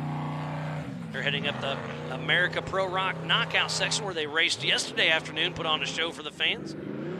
Paul Wolf did another great job, and Justin Willis won the bouncer class. There's been so much racing going on. We've had the Barbie downhill Jeep. We've had a rodeo. We've had RC racing. We've had Mid-America Outdoor Championship Series race. We've got pit bike racing. There's just too much to keep up with, but I wouldn't change it for a thing as they're heading around the high lifter course and then taking a hard left right there. That is Colin Hornack. And look how dusty. He had to check up to see where he's at, but he can see the woods on his left. And here comes Woody Rose, our physical race leader. Up and over the G-force jump. So he will get a lap time for him very soon. But Woody Rose with that Trent Fab car, you know Derek and Lisa Trent got to be extremely excited right now. So a 9:38, a new fast time of the day by Woody Rose. And he's got that clean air for a little bit. The dust is definitely hanging, but he's got some more time before he's going to start running into some lap traffic. But I see Toby Stacy behind him. Remember, they took off side by side. So Woody Rose already has about a minute lead over Toby Stacy. With that 9:38 fastest lap of the day on this 5. And Toby Stacy launches.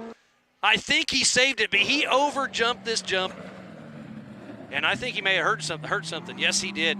Not sure what happened, but he took a huge nose over this jump and overjumped it completely. And I saw him kind of panic rev, landed on the front tires really hard. So I don't know if he broke a drivetrain or something, but he panic revved. Glad to see he didn't roll it because that was really close. We have Gus Fisher out there checking him out. The medics are there on standby. But I do believe Toby is okay, but he definitely overjumped that. So we'll have to keep that in mind for later on today that you can absolutely overjump this hill. There comes Ryan Taylor. He'll move in that physical second position. He took off 1 minute behind Woody Rose and Toby Stacy. I hate to see that for Toby Stacy. I'm not sure if Corey Day is riding with Ryan Taylor or not, but he ran a 10:41, so 1 minute slower than Woody Rose. So Woody Rose is already starting to walk away with a 1 minute lead. But remember, to finish first you must finish. As we're watching Ryan Taylor with Team Indiana. You see a little puff of smoke coming out of Toby Stacy's car, but they're there. I don't see him looking too concerned. But boy, I really, really hate to see that. Jeremy Jones coming through. So it'll push him into physical third. He took off in that second line, so Ryan Taylor has him by just a little bit.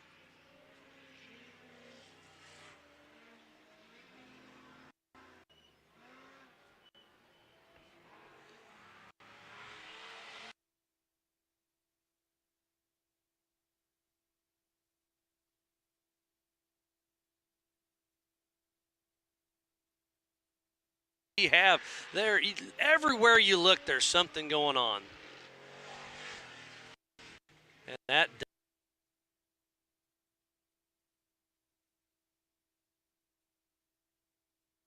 course area. So Trevor Foltz had a little bit of engine issues in AOP a little bit ago, and right now it sounds like he may be missing just a tick. Here comes Tony Howard through.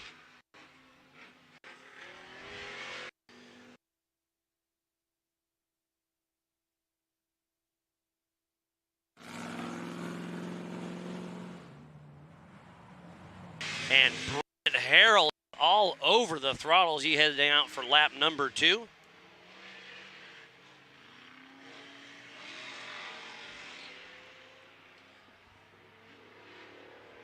And the drone is flying. This is where they enter back into the short course. And the dust is extremely thick out here.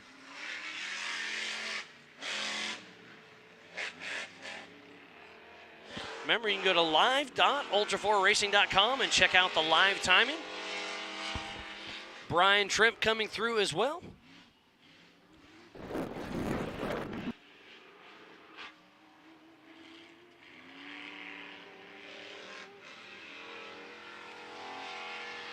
Ryan Taylor's at the bottom of the high lifter park. Love that repeater banner he's blowing by. Wayne Garrettson, I believe, is in the lead for the 4500 Yukon Gear and Axle Modified class. Remember, we have two separate classes racing at the same time. They are absolutely scored separately, but all on the track at the same time.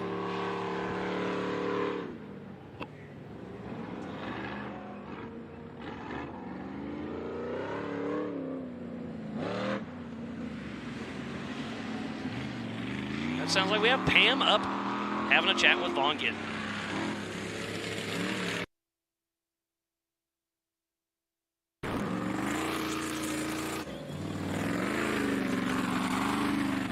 There goes Trevor Foltz up the knockout hill.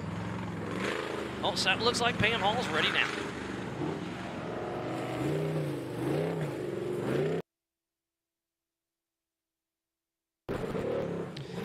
Sorry about that, having a little bit of technical difficulties, but look at this. We're doing this internet here, and the dust is so thick, I think we're having a little bit of issues with that. So I do apologize as we're watching Ryan Taylor hitting that switchback rhythm section, and that Trip Fab car is moving.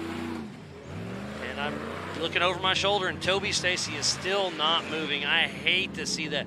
He was pushing extremely hard trying to taste down one of his teammates, Woody Rose. So Woody Rose still looking strong out on course. He should be out there by the Recaro Rise section. Just to our left on this camera is the Yukon launch. Haven't had much action from that. Hopefully we can see it. And there is somebody just changed a tire, I do believe. All hands on deck. That is the Amsoil Hot Pits. Another car coming in. That is Sean Reisky, I believe. I missed the first car. I apologize, but that is Sean Reisky in the Amsoil Hot Pits. He kind of bumped that tire. Not sure if he's having brake issues possibly. I don't see them, running around looking at tires, so I wonder if he's got a brake line that ripped loose. And that's just my guess.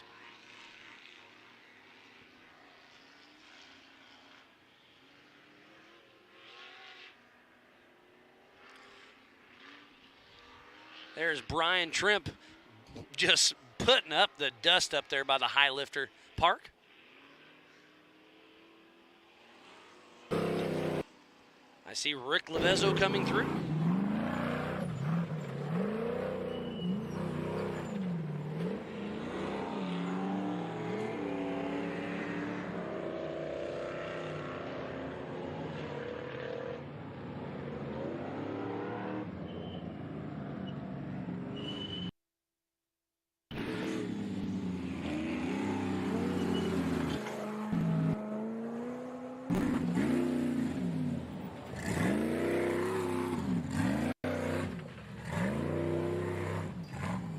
If you are just tuning in, we thoroughly appreciate each and every one of you for tuning in to ultra4racing.com/live. Get on that MAO app as we're watching Steve Graff during the Ultra 4 race presented by Progressive Insurance.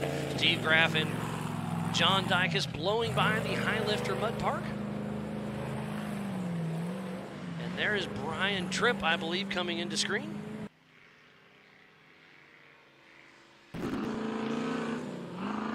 Taking a little bit of hits on my internet here, so I do apologize, not quite keeping up. But if you're home, go to live.ultra4racing.com for our live timing as Brian Tripp heads across the switchback rhythm section. And right in the center of your screen right now is the Yukon launch. So hopefully we can get a good shot of that coming up. We do have a car coming in. There's Evan Sherman coming into screen right there. We've got drones all over this racetrack. I believe we have 5 cameras, 3 drones flying all over. So again, a huge shout out to everybody that's making this possible. Take It Live, Rock Racing TV, and Live Race Media for they are all of our production crews to bring you visions here at Mid-America Outdoors. Make sure you get on that MAO app. Go to ultra4racing.com/live. Get on the Ultra 4 and MAO Facebook and YouTubes. Hit that share button. Start a watch party. Hashtag it up. Let's blow today out of the water. Let's have some fun. I'm having fun. I hope you're having fun as we see Rick and Chad Levezzo heading up the knockout race hill. Those Yokohama tires and King shocks throwing down the track, and they just kicked something up, about smoked the drone, but they kept on flying. That was pretty close.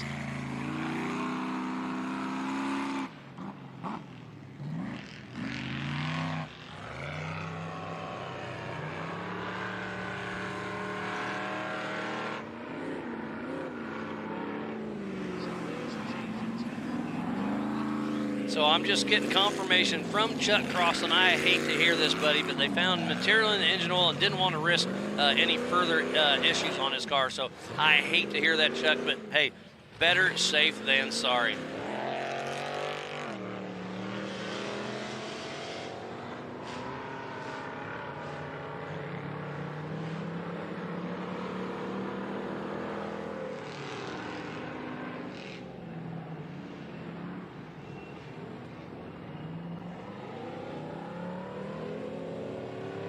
So much action all over this race course. The dirt is getting thick, and is that our physical race leader? Yes, it is, I believe. That is Woody Rose coming back into the short course. Looking like my internet popped back up, so I'll give you kind of a quick rundown on what's going on. So last time around it was Woody Rose, Ryan Taylor, Trevor Foltz, Tony Howard, Jeremy Jones, Sean Reisky, Rick Levezzo, Brent Harrell, Brian Trimp, Steve Graff, Andrew Gorman, Dwayne Garrettson. So Rick Levezzo is in the lead for the 4,500 Yukon Gear and Axle Modified class. I apologize about that earlier. Then it was Garrett Martin, Ryan Webb, Troy Digby, Caleb Boschi, Evan Sherman, Eric Weichel, Jesse Oliver, Justin Hall, Cody St. Clair, Justin Barth, and Ken Goodall out on the lead lap. But Woody Rose just came through, finishing lap 2, heading out on lap number 3.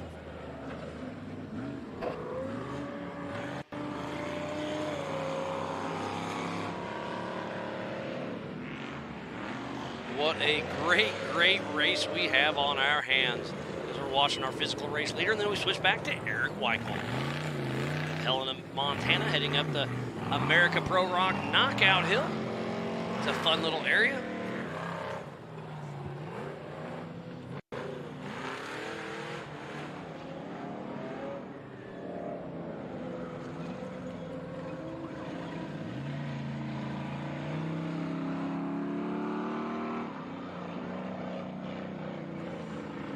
As he's heading down that little V-notch section. I'm glad we got a great shot of that. So that's coming back down some of the rock bouncing course.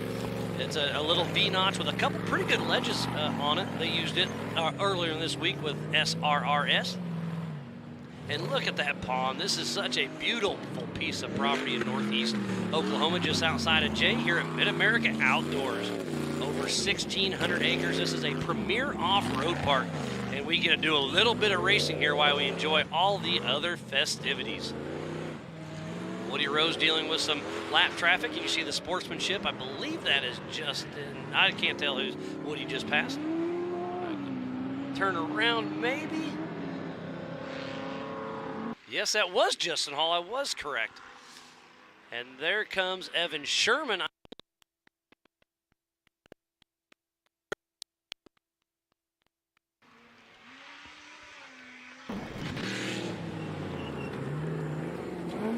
So Woody Rose out front, then it's Ryan Taylor, then Jeremy Jones, then Trevor Foltz. Top 4 in the 4,800 Brannick Motorsports Legends class.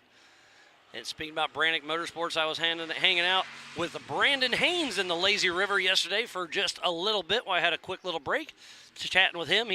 Stan Haynes is his dad, and they run Brannick Motorsports themselves, so it's great to see them out here enjoying the festivities.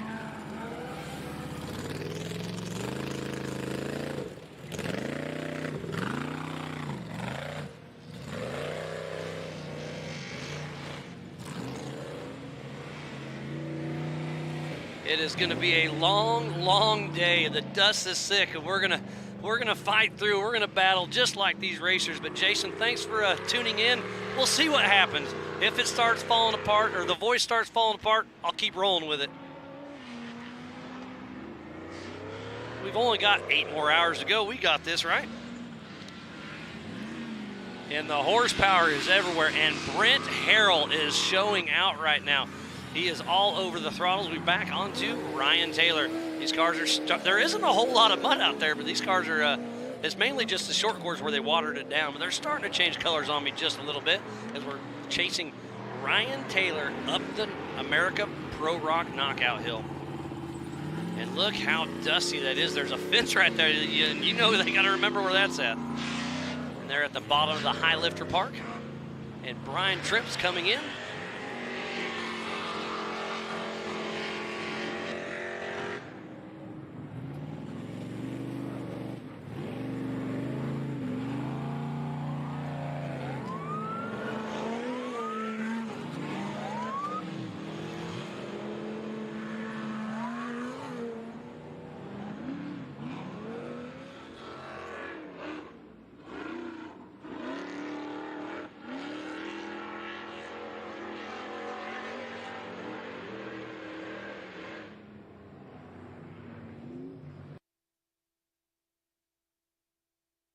That is Sean Reisky. We saw him in the AMSOIL hot pits just a moment ago.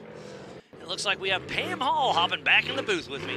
Thanks for joining back in. I know you're up there chatting with Vaughn Gittin Jr., Bailey Cole, and Brad Level. Yes, it was nice to get to chat with them after the race course. The only thing they said up there was the course was dusty. So they were talking about later on in the 4400 class, like their strategy, how is it going to happen later on, because it is going to be blinding out there with the way the dust is just settling between the trees and everywhere else.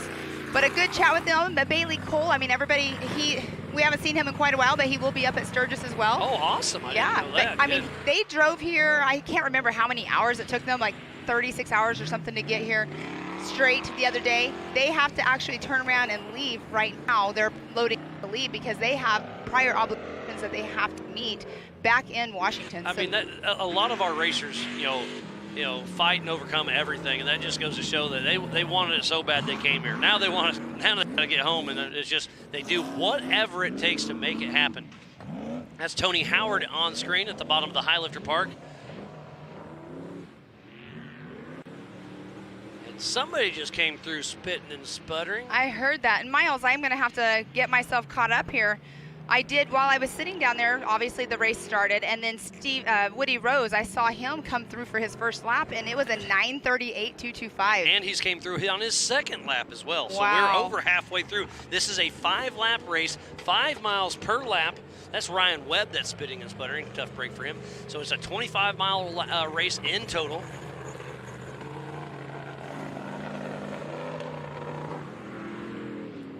And look at that dust everywhere as we're at the Recaro Rise section as we speak. Yeah, the dust is definitely the factor And there's for some sure. headlights coming. There's Eric Weichel. And we had a total of 22 cars take that green flag today? Or no? I counted 27, but I could be 27. wrong. I'm sorry. I was looking at the other area. There were 22 Legends cars. Okay, there we go. Yeah, there was 27 cars that took the line. Chuck Crossland did not make it. He had some shiny stuff inside the engine. You want that on the outside. So He has had a very unfortunate tough trip. luck for him. The Yeah. motorhome issues, and then now his car.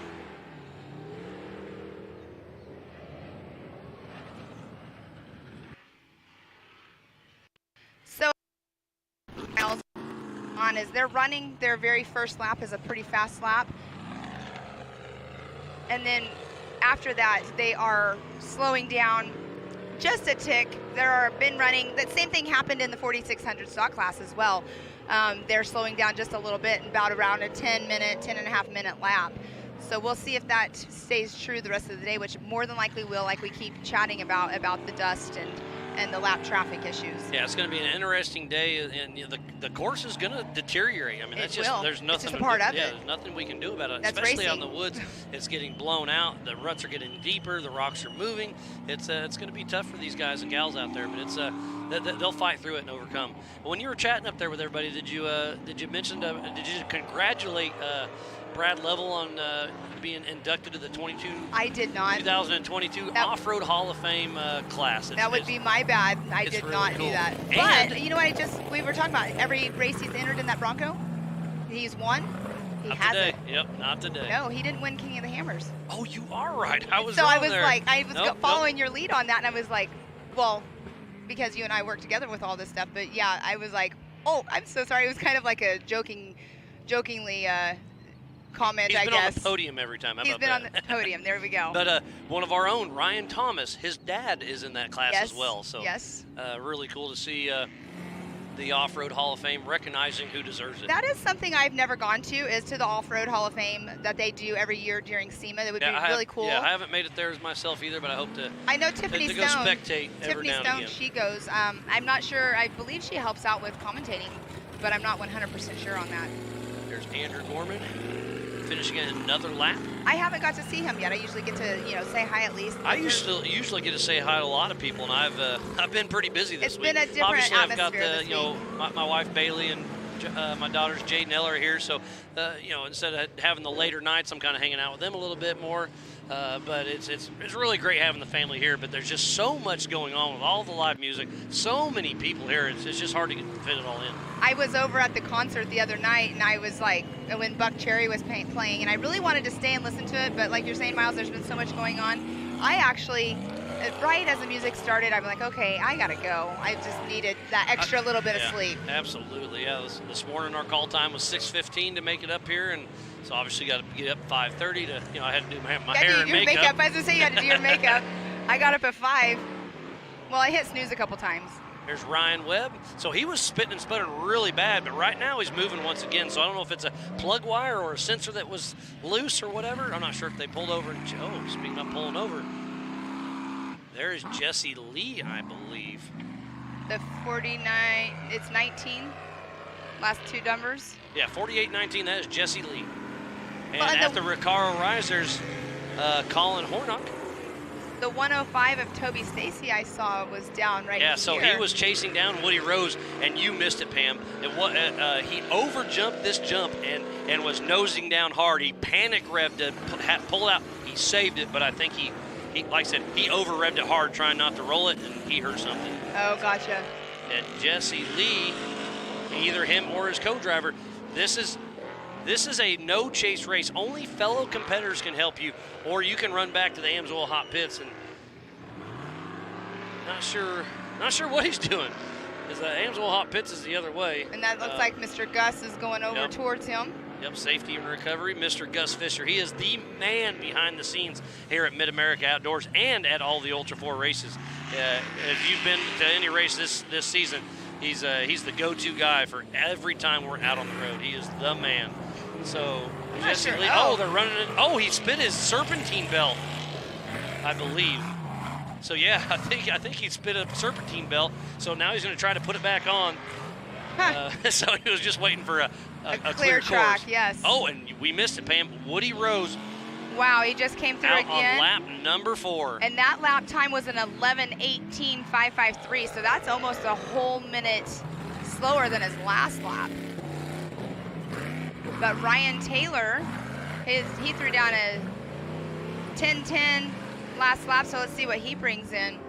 So I believe next time around, Woody Rose will be getting the white flag. And this, again, is a Grand Prix finish. So once the checkered flag starts flying, it doesn't stop. And there is Woody Rose right there on screen. Yeah, he did a drag race with Toby Stacy and got the whole shot and never looked back. He's definitely dealing with some lap traffic, but Woody Rose is starting to run away from this race. I saw the drag race at the start, because obviously I was down there right by where it was at, and it was pretty cool. Who did you have up here in the booth? I could see you. That was Chad Hunt. Oh, awesome. Yep, okay, he cool. came by for a quick little chat. Ryan Taylor just came through with Jeremy Jones behind him. So on adjusted time, it's Woody Rose, Ryan Taylor, and Jeremy Jones. So again, Trent Fab cars 1, 2, and 3. That would be a huge feat for the 4800 Brannick Motorsports Legends class. Derek and Lisa Trent, they are here on site.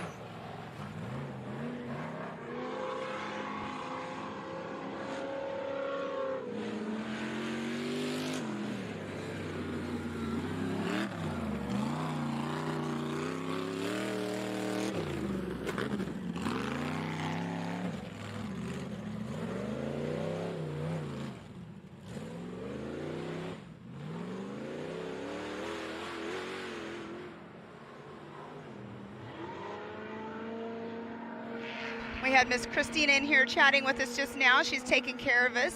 She is who racers contact. She does a lot of stuff around here. She takes care of social media stuff. She takes care of all of us, all of the racers. She does a little bit of everything for everybody. She's awesome. She was out here parking vendors. She was parking racers. Like, it's just, when we say all hands on deck for us, you know, we all try to keep with what we're supposed to be doing, but we also, everybody helps everybody out. That's one really good thing. I mean, just like it's always been with Ultra 4 racing, it's been one big family. It's one big family here at Mid-America as well. And on screen there, that is Justin Barth. He is headed up the knockout hill right now. But we still have Woody Rose in that number 1 position, Ryan Taylor in number 2, Jeremy Jones 3rd, Tony Howard in 4th, and Trevor Foltz in 5th. Those are the ones that are out right now. They will be getting the white flag the next time they come around.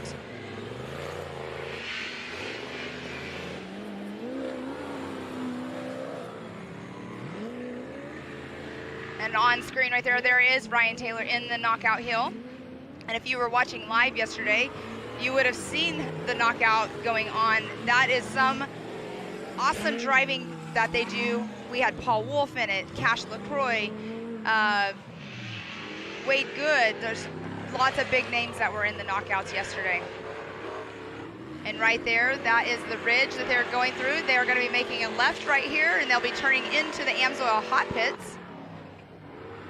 And that right there is the High Lifter Extreme course that they were just flying over.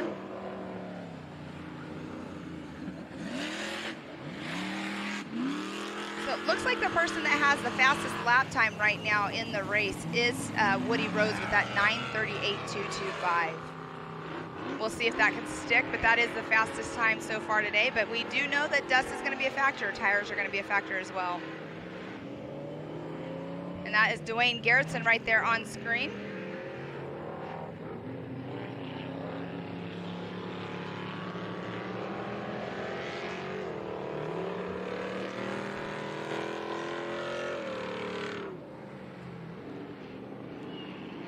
That beautiful American flag. We did the flag ceremony earlier on this week where they raised the flag up. That was a new feature they put here at the park. And from where we're sitting, it is definitely a large flag, but it definitely does not do it justice until you get right up to it on how large it actually is. But it is a statement piece here, flying the beautiful red, white, and blue American flag. And that there on screen, I believe, is Dwayne Garrettson again. And there's Foltz on screen right now. Thank you. Oh, sorry. Just hopped back in. Had to take a quick little break. Been a busy morning so far, but man, it's been a great morning. No breaks for you, Miles. Every once in a while, I gotta sneak away for just a couple minutes. It's definitely something that we both will be doing all day long. We have to always take a quick minute for ourselves. Christina, she just came in just checking on us, see if we needed food. We're like, yes, please. Or I did. You're eating granola bars. Yeah, I'll fight through. We're all good here. And I'll give you kind of just a quick rundown on how everything is working today. At 7 a.m. we started the 4600 stock class. Right now we're in the EMC. At 10:30 a.m. we start the 4900 UTV race. And then at 1 o'clock, the 4400 unlimited class. When we get into the UTV race, I never gave my time. Yeah, I'm not sure who that is, but he's definitely having trouble. It looked like they had a little bit of blue smoke coming out of his car too as well.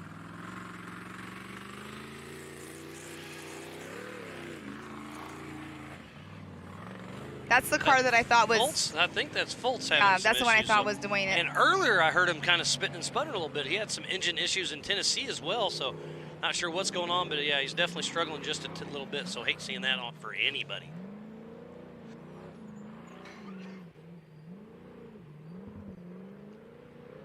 Have we gone over, is Scott still over in the hot pits getting dusted out? So literally, he just texted me, said, dude, it is so bad up here, he can't even see the Jumbotron. Oh my goodness. Yeah, earlier he was saying that it was so bad over there that he couldn't even see the flags. So there's a race up the hill. It looks like they're doing their own little knockout They're doing their going own on. knockout. That's Sean Rant. And Sean Reisky. So the battle of the Seans up the knockout hill. Looks like, and there's Tony Howard hitting the switchback spot, getting ready to hit the Yukon launch.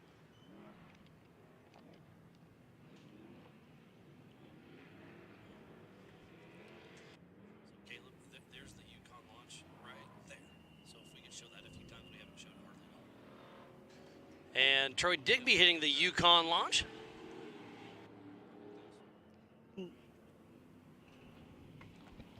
And look at all the equipment out there all over this course. Just shows you how much it really takes to put this on.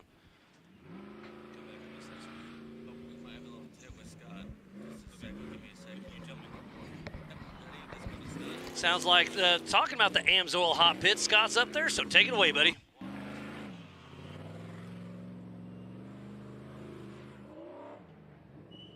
Engine issue. Second time he's been in the pits here in the last 2 laps. They're ducking underneath the hood. Major issues. In fact, let me jump up. What's the problem? Second time in 2 pits. Air filter's clogged. It's so dusty out there. The air filter clogged up on us. Oh.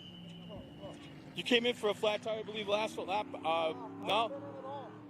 So it's all dust. It's all dust out there. It's super brutal in the woods. You can't see anything. It's like 10 feet in front of the car, and that's it. You heard me say it's 2 feet in front of the car is all I can see. Dust. It's a major issue this afternoon. Well, thank you, Scott, for that. And yeah, we knew that was going to be an issue, and I never thought of the air filter completely getting clogged up, but that was the issue he was fighting. So Foltz is going to, he's been in the Amsoil hot pits. He'll come back out and battle through as we're watching the Bronco heading down the Bronco Falls with Sean Rance. Well, the thing about the dust, too, that's a good thing to make sure that they had the GPS file. So a lot of racers, when we were at Tennessee, they were talking about it's not over 10 miles, so why would we run a GPS? And it's like more like a short course. But when there's dust out here, that's, something you want to make sure you at least have the GPS file to make sure you're still on course, because it does track you, to the people that don't know how the GPS works at home watching. But, yeah, it'll track them and let them know if they get off of race course or not. Coming back into the short course right here at the bottom of your screen.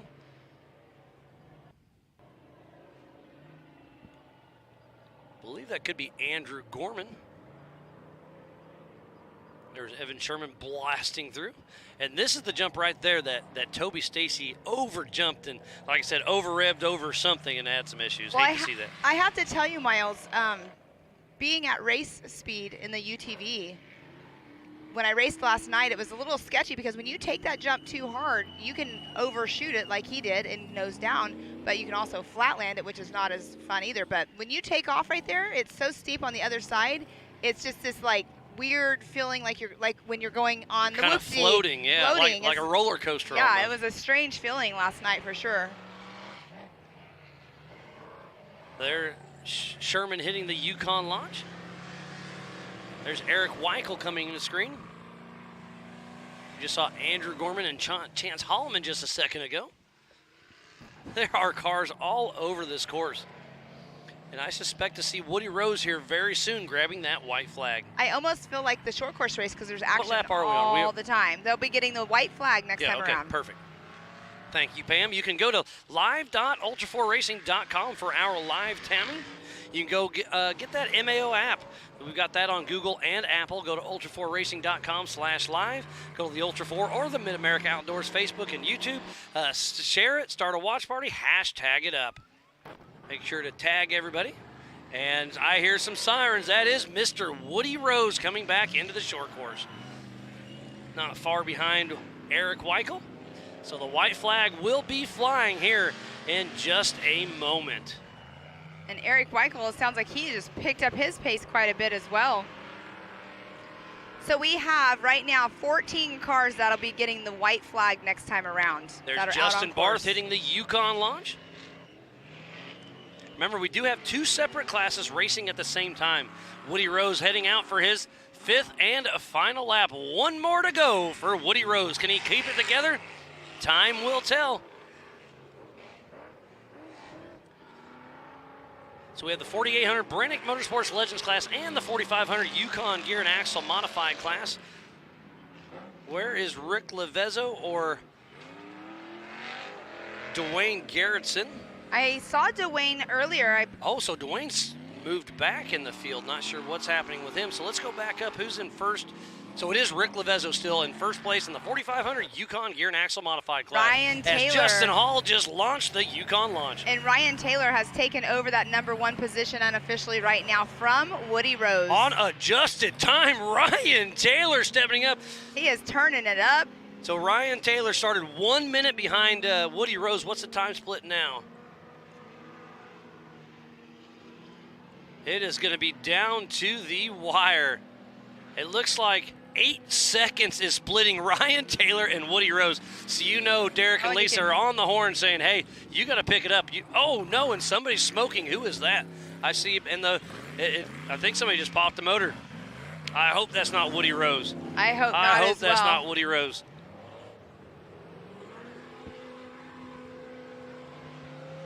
Jeremy Jones just made a pass. I believe that was on Justin Barth. And there's the Amsoil hot pits. Down here over in the short course, we do have somebody stopped. Is that? That's Jeremy Jones. That is Jeremy Jones, yes, okay. Jeremy Jones and Woody Rose look very similar. And like I said, a car pulled off in the middle of the short course, similar to where I think Woody should have been. So I'm not sure if that's him or not. I'll get some visuals here soon. Okay, I think I see him. So sorry if I'm speculating. I just can't see that far. But I do believe I see Woody Rose coming, still moving. So sorry about that, guys and gals. I just want to have a personal eyeball on Woody to make sure that's him, because Ryan Taylor is really starting to push hard. And yes, Woody Rose is still moving. He is physically first on course, but on adjusted time, he's running in second position right now. 100% I see Woody Rose still moving. And he's running headlights, so that's how we'll gauge that one. But Ryan Taylor's not far behind him, and Ryan Taylor's in the prime spot right here, because he knows on adjusted time he's got him by a few seconds, but he can also judge how fast he's pushing with the dust. So Woody Rose doesn't know how hard Ryan's behind him because they don't have any spotters out in the woods or whatnot, but Ryan can really judge how far back he is by that dust as Ryan Taylor's moving up. And there is our physical race leader, Woody Rose, but on adjusted time, Ryan Taylor may sneak away. Ryan Taylor's only been racing with us for a full year now. He started last year in Moab, and Woody Rose started last year in Crandon. Was it Crandon or Sturgis? Sturgis. He started, I can't remember, one of those two. And so to see both of these newer names to the sport doing so well is awesome. So earlier I was looking behind us here, and Brent Harrell. It was Sturgis. Sorry, just going back on my name. Brent Harrell, it looks like he was kind of limping it a little bit. Not sure if something's going on with his car or not, but he looked like he was really being very easy on his car, maybe possibly waiting to go to the hot pits. We need to keep an eye out on Rick Lavezza, who's leading the 4500 Yukon Gear and Axle Modified class. He's had a strong run all day long. But right now, the battle is between Woody Rose and Ryan Taylor. I can't wait to see them coming back through. And Woody Rose is dropping down Bronco Falls right now.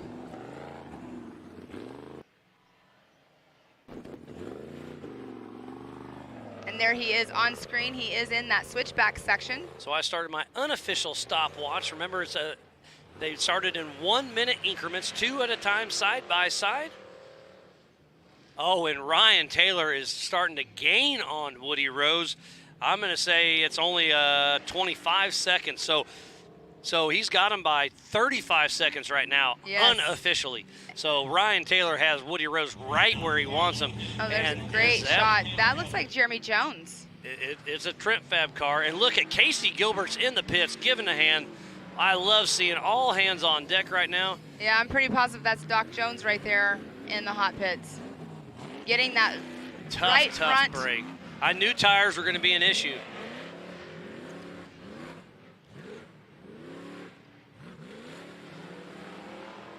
And he was running in that number 3 position, and he does have a gap between him and the 4th position car of a 1 minute 3 seconds. So that's Tony Howard and Brent Harrell in the dust right there. Oh, I missed that one. Was that 44? Yes, that was Caleb Boschi, I believe. Him and his brother Josh hung out with him one night at Coconuts. Had a great chat with him. Oh, there's the Yukon launch. So we have 6 cars that are out right now on their 5th lap, 5th and final lap.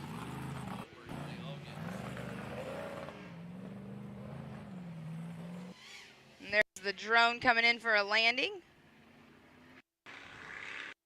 Zipping behind us here. The drone pilots are awesome. I never knew the difference between FPVs and like the DJI Mavics, and the conversation. Pretty wild, isn't it? Yeah, the conversation you were having this morning with Josh was pretty cool to hear. That buying a Mavic is way more expensive than the FPVs, and you would think that those little racing drones would be a lot faster. And that was Sean Rance? That was Rick Lavezzo, our physical race leader for the 4500 Yukon Gear and Axle Modified class, hitting the Yukon launch. It looked like the same clip that And we'll go Sean back Reisky to races. we'll go back to Ford contingency money. If Rick Levezzo can win this in his class, he'll get $1,000 of Ford contingency money because he's running that Bronco Ford Clip. He's running a GM-based engine. If he was running Ford Performance, he'd get another $1,000, but he is not. So he'll get $1,000 if he can win his race. And on screen is Dwayne Garrettson and, oh, the 608.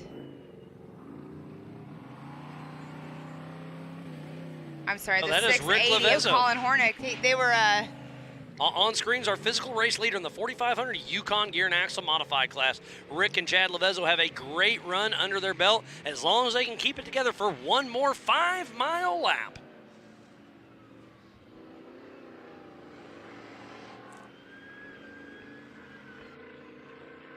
and that downhill slope right there, we were just over there talking, and I was talking with Vaughn and Brad and Bailey. That downhill slope right there is such a weird camber, like you cannot take it at speed or it will make you nosedive. And you can hear the horn. Rick Levezzo has the horn out for Trevor Foltz in this short course area. Rick Levezzo is in the lead in his class, so hopefully Connor can realize that and let Rick Levezzo around. One good thing is there's wide areas right here that you can pass by. And there he goes. I don't think he realized who it was, but then he kind of put it all together, realized that Rick is racing for the lead in his class. So the class act of Trevor Foltz pulls over, lets Rick Levezzo around as they head up and around, and hopefully we can stay on this shot and we can see them go down the little V-notch section. It's a pretty gnarly little spot. And that's the drag. That's the drag race we'll be doing tonight. Just to our right's the main stage where they had music all week, and the video never does it justice, but that is a super steep drop with lots of multiple ledges in it. Mm-hmm. And that's where they did the hill climb the other day. That's the knockout race. There's Jesse Lee. He must have got his serpentine belt back on. So great to see Jesse Lee still moving. And look at the cars going every which way on this 5-mile course, running 5 laps, 25 miles in total. But like I said, I can't wait to see the time split between Woody Rose and Ryan Taylor. That is Andrew Gorman and Chance Holloman still moving strong.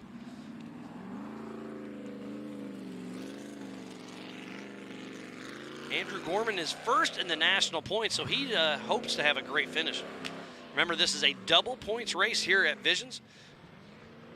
So it's a big race for everybody that is going for those points. The ones that were hesitant on coming, but they knew they needed to or they had to. They made sure they put their time in, got their cars ready to get here. It's so crazy to see, like earlier when you were saying the drone footage of the cars all over the place. It's kind of like seeing it from above with the race cars all over the race course. It's like a little ant. Remember the little thing you put ants in? It's like a little ant home where they make their little tracks. Are you trying to age me? I'm aging myself. No, I'm just joking. I see what you're saying. That is Sean. No, yeah, that is Rick Levezzo and Trevor Foltz coming up the America Pro Rock Knockout Hill. And it's really getting blown out, you can tell, because they raced that yesterday, all the pre-running. They'll definitely have to dress that up. Crowd's starting to fill in. The pool opens, well, not for another hour. Is it that time already? Oh, it's only 9 o'clock. It's 5 o'clock somewhere.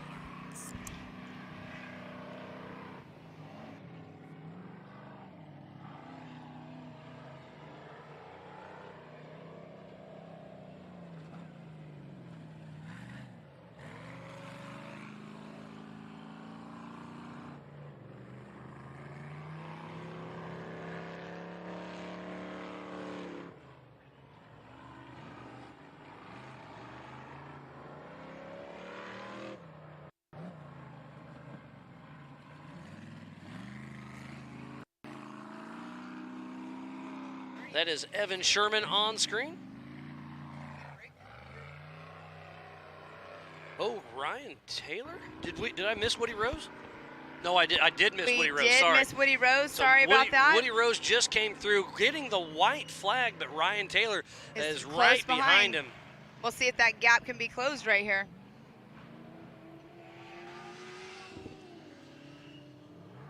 Oh, Pam, we were completely wow. off. Sorry about this.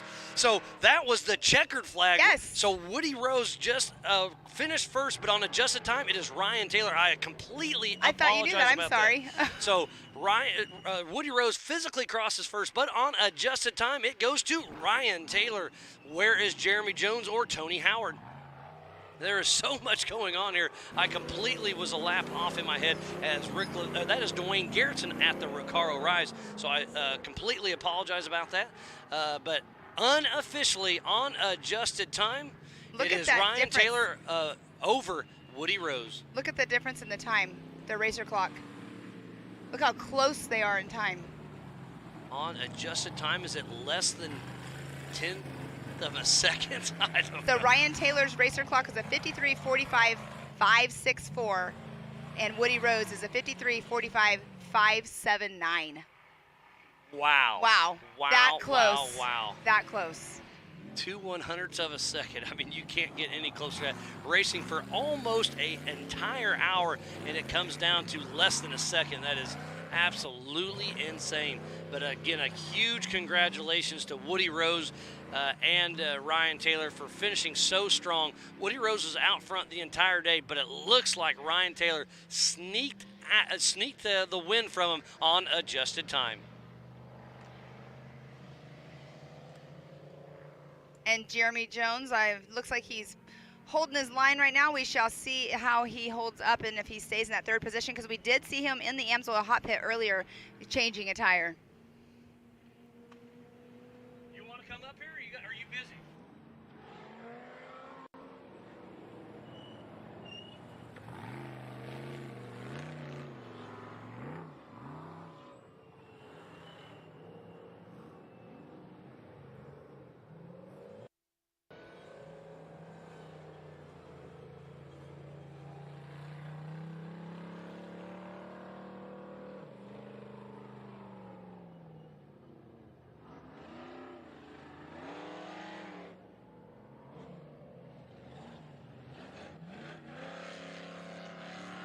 So Jeremy Jones finishes the line in that third position physically, but on adjusted time, Brent Harrell just snuck into that third position.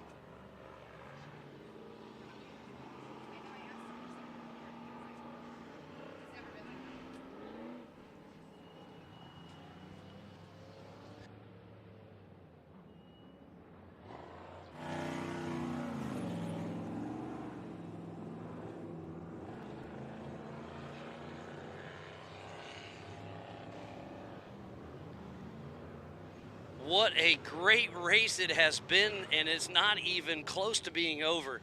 So unofficially, it is Ryan Taylor, Woody Rose, then Brent Harrell, and in that fourth position is Jeremy Jones. But we're still waiting for Rick Levezzo in that 4,500 Yukon Gear and Axle Modified class.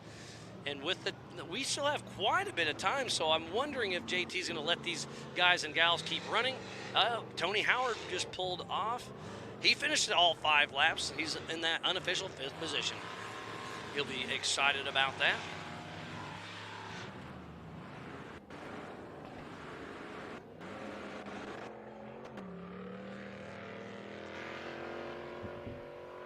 Thank you, Chris. All right, on screen just now is the 44 of Caleb Bashi. And now that is Eric Weichel.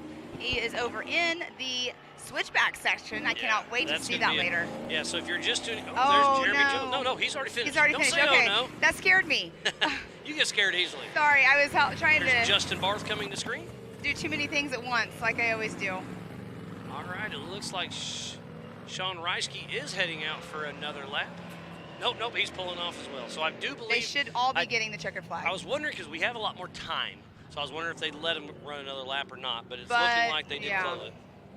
So I think we don't start the UTVs till what, 10:30? Is that correct? Correct. So we have 6 cars right now that have taken the checkered flag, and we'll run through that really quick. We have the number 53 of Ryan Taylor in the number 1 position, the 4871 of Woody Rose in that 2nd position, the 56 of Brent Harrell in 3rd, 4837 of Jeremy Jones in 4th, Tony Howard in the 4805 in that 5th position, and the 866 of Sean Reisky in that 6th position.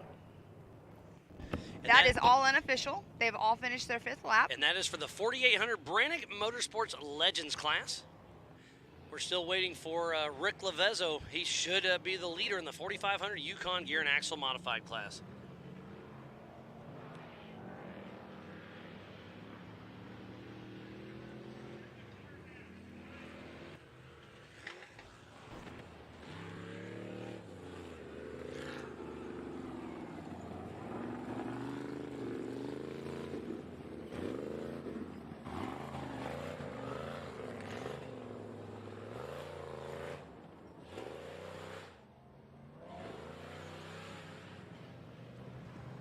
If you are just tuning in, we thoroughly appreciate each and every one of you. We are here at Mid-America Outdoors during Visions Week. This is Ultra 4 Racing presented by Progressive Insurance. We have some of Team Indiana trying to find their driver, Ryan Taylor, to congratulate him. Again, this is a double points race, so this would be huge for Ryan Taylor. Ooh, there is Dwayne Garrettson. He's been running in that 4500 Yukon Gear and Axle Modified class. Been running strong all day long. And the dust is starting to get up here in the Nitto studio as well. Ooh, Sean Rance has a right front flat tire. Ooh, that's unfortunate, but he has done all of his, he'll be completing all of his laps. What places was he in last time around? He was in 6th place last time around when he came through, but he is... No, he's a lap down. He's only got 3. Oh, Everybody Sean else Rance, has 4. I'm sorry. Nope, you're good. Again, you I can looked at go that to wrong. live.ultra4racing.com and see the live timing that's in front of Pam right now. I'll make sure I read it correctly. No Sorry worries. about that. Hey, I goof up every day. There's nothing wrong with that. I've had my coffee, but I haven't had any food. So It's Miss right there. Christina, Take a yeah, break. Miss Christina just brought me some food. You're eating granola bars, but you don't want me getting hangry over here.